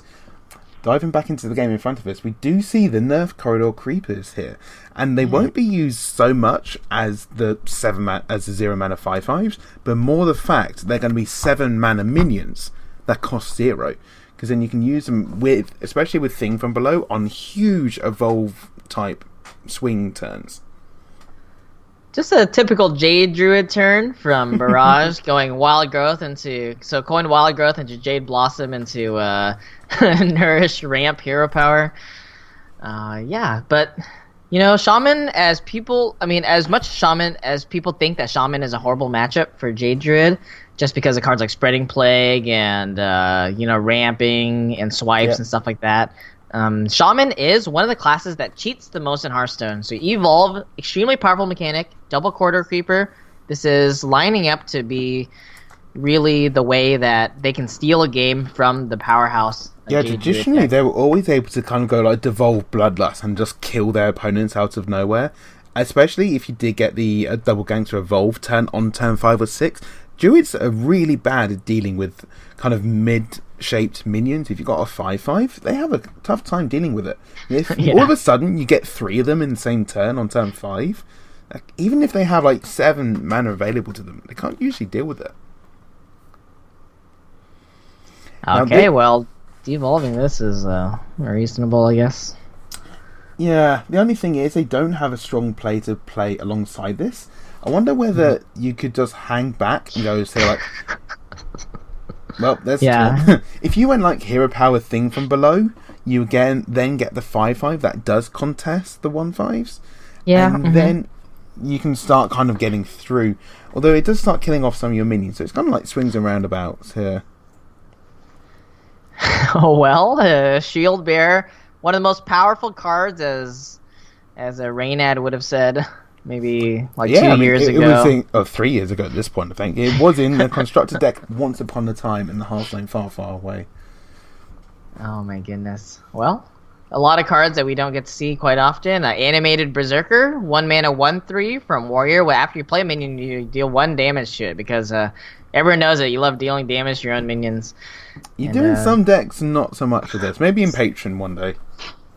Are there combos? No, there aren't any combos. They're not running an Acolyte of Pain or anything. There was a Jade back in the day. I think Stan Sivka had that with Wild Pyromancer and all sorts of weird combos. I played that a lot, yeah. I like that. I think we're going to play the Death Knight here. Just getting the 1/5 bodies. We saw how Falcons were beforehand, where they just had to devolve to kind of remove all of them. Getting them back again, it really just contests this board so well. And then you get the hero power, which can just kill any totem going forwards as well. Absolutely, and these devolved minions, as trashy as they are absolutely relevant. Clearing off the little board that Falcons has. Oh, all this hand needs is an evolve. If you get that, you can basically play the entire hand. This is remarkable. I'm not sure how Jade Druid really deals with that. If they can buy time in order to do it all on a single turn, maybe they even have time to do the Death Knight on turn 10, and it's powerful enough of a board swing. I mean, as you can see right now in the hand, there is a 6 mana card, there's 2 7 mana cards, and there's 3 5 mana cards. Yeah. But if there was one way to change it, there would be a UI, which they can play next turn if they can clear their hand enough. Now, I don't think it's essential they get it out immediately. This might be as good a turn as any just to get Aya out of the way. I think so as well. I think Aya and Hero Power is probably your best bet. One thing to note last turn, though, is that Falcons did miss a free bump with the Flame Elemental into the Scarab Beetle. I don't know if that's gonna... Yeah, I don't think it's gonna matter, but... Oh, I like this a lot. They can buff the attack of this board, particularly the taunt, and then just kind of not have to worry about Bloodlust ever being an option going forward, right at the moment. What do you think? Maybe cycle one. Do you want to cycle a card or not, as you have UI in hand? Maybe Armor to buff both of the Spellstones? Yeah, I think armor is just absolutely fine. Like attack and armor is what I really like here, and you can even choose to not use the spellstone. But I don't mind. I don't mind being a little bit wasteful here with the ultimate infestation in hand. Yeah, they're just trying to clear their hands of whatever they got. Because now it lines up perfectly. Because ultimate infestation, they will draw to 10 cards, and then they can drop the arcane tyrant to not overdraw. Not that it really matters much, but it's nice when everything lines up. It's nice. But here's the question: how many of these 0 mana cards do you play? Because in the old version, you would have just played all of them. What just happened here? Okay, so I think they wanted to go for the Serenite Chain Gang here, but they miscounted their mana. Well, they don't even have the board space to get all that stuff down if they really wanted to. Yeah, I mean, because Serenite Chain Gang is honestly the perfect card to contest this type of board. Mm. And then after that, I don't know. This Primal Fin's not really doing anything. Hero Power's not doing anything. The thing from below just gets answered by a Hero Power and any one of these 2 ones, and there's so many on the boards that could just easily bump in. I think the Shaman just really needs one of these evolved style effects. It's kind of a bit like Aggro Druid. It's fun and all having your minions, but if you never draw those buffs, you're just going to lose. So now the ultimate question is, do you just have to play everything? I think the ultimate answer is yes. And you're saying that's the ultimate question because it's going to be answered by the ultimate infestation. Yes. Ultimate infestation. Ultimate blue eyes. Ultimate white. Ultimate dragon. Forming here. Ultimates? Yeah, that's enough ultimate. Did you say ultimate 5 times? Oh my goodness. Okay, well, this is coming down. Arcane Tyrant's coming down. Now, here is one question. Do you clear off the 2/5s as they are 7 mana cards? Or do you get rid of the smaller stuff because you get the free trades and you're not so worried about, say, a Bloodlust or Wide Evolve? I think it's probably correct. Even if it's like mana inefficient, to clear off the 2/5s, as it's your only way that you're going to lose from now. Sure. And just one thing to note, he's got 2 more 0 mana 4/4s with these Arcane Tyrants. So their list is kind of really keen on getting rid of these big minions for like 0 mana. You've got Kun and 2 of these Tyrants. Also, I think that you can make a pretty good read from Barrage's side. Essentially, Falcons floated 5 mana this turn, so you can say that pretty much Death Knight's not there and Evolve isn't there. They would evolve these 2/5s every time. Yeah, they play 3 0 mana cards and no Evolves, so you know there's no unstable evolution or any of those type of things. Yeah. So you're thinking that it's... Ooh. Okay, well... Oh, this is so awkward, though, because you want to play it alongside one of these cards, whether it's a Chain Gang or not, but you just have to get it down now, don't you?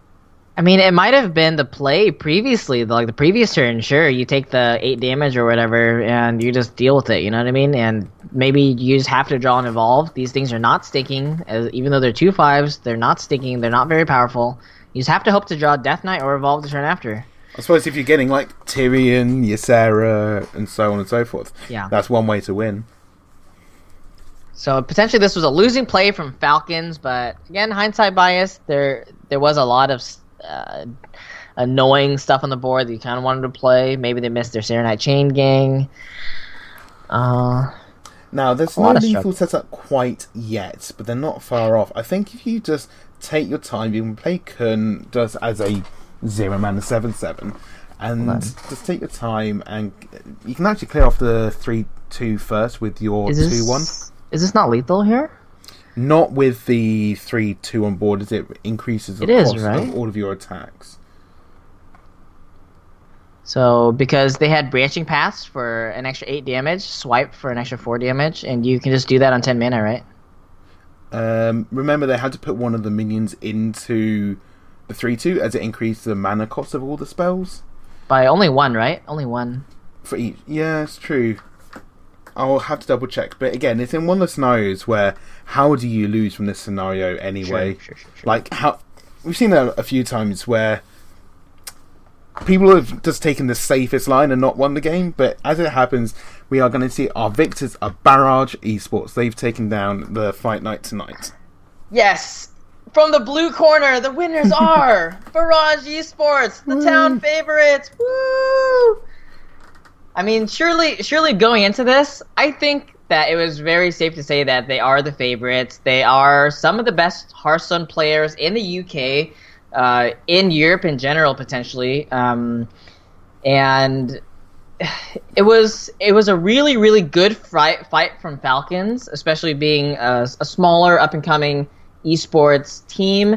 I think that they put up a wonderful fight. I think that a lot of their decisions were fantastic. Moving forward, I would really hope to see more of Falcons just in the scene, playing random things, and getting better, really honing their gameplay. Absolutely, and I think we're going to see a number of these players are going to Oslo for the next tour stop, and we might well see a lot of them coming forward in the next season of the ESL Premiership. There are so many more Hearthstone events coming up this year. We've got Valencia in July, DreamHack, summer, winter later on in the year. There's so many tour stops where these kind of smaller teams are getting out there and becoming far more recognisable. And I think these kind of smaller events are just a really good way of kind of getting into the practice of these tournament-style formats. For sure. And in the UK, with Insomnia Multiplay kind of dropping their Chushovo championships, and we have the ESL Prem. Like outside of the ESL Prem, there really isn't much Hearthstone to really compete in these days, in my opinion. You have like your Epic Lands and stuff, and your small tournament and Insomnia. But it's always good just supporting really grassroots organizations and grassroots events like these. So big shout out to everyone involved, to all of the players, and also to the viewers. Thanks for watching and also giving us a shot to be part of this excellent community of grassroots esports and grassroots Hearthstone. Thank you, Desi, yourself, for helping out with the casting today. I couldn't have done it alone. Goodness knows the viewers wouldn't want to listen to me talk to myself for 4 hours. I would. It's always an absolute pleasure, Ben. Absolute pleasure. Okay, I think we're going to sign out soon, but if you want to plug anything, follow myself on Twitter. I'm at BigBenHS. We've got Desi. Are you just at Desi? Yep, just at Desi, yep. And follow all of the other esports teams who have been a part of the event today. We got Barrage and all of their players, Falcons with all of their players. We will be posting their kind of links out in the Twitterverse. So we'll all see you later, and hopefully we can do another one of these events very soon. Certainly.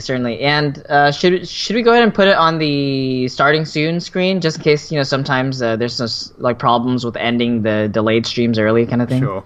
Okay, thank you very much, everyone. I'm going to be going out. See you later. Bye. Yeah.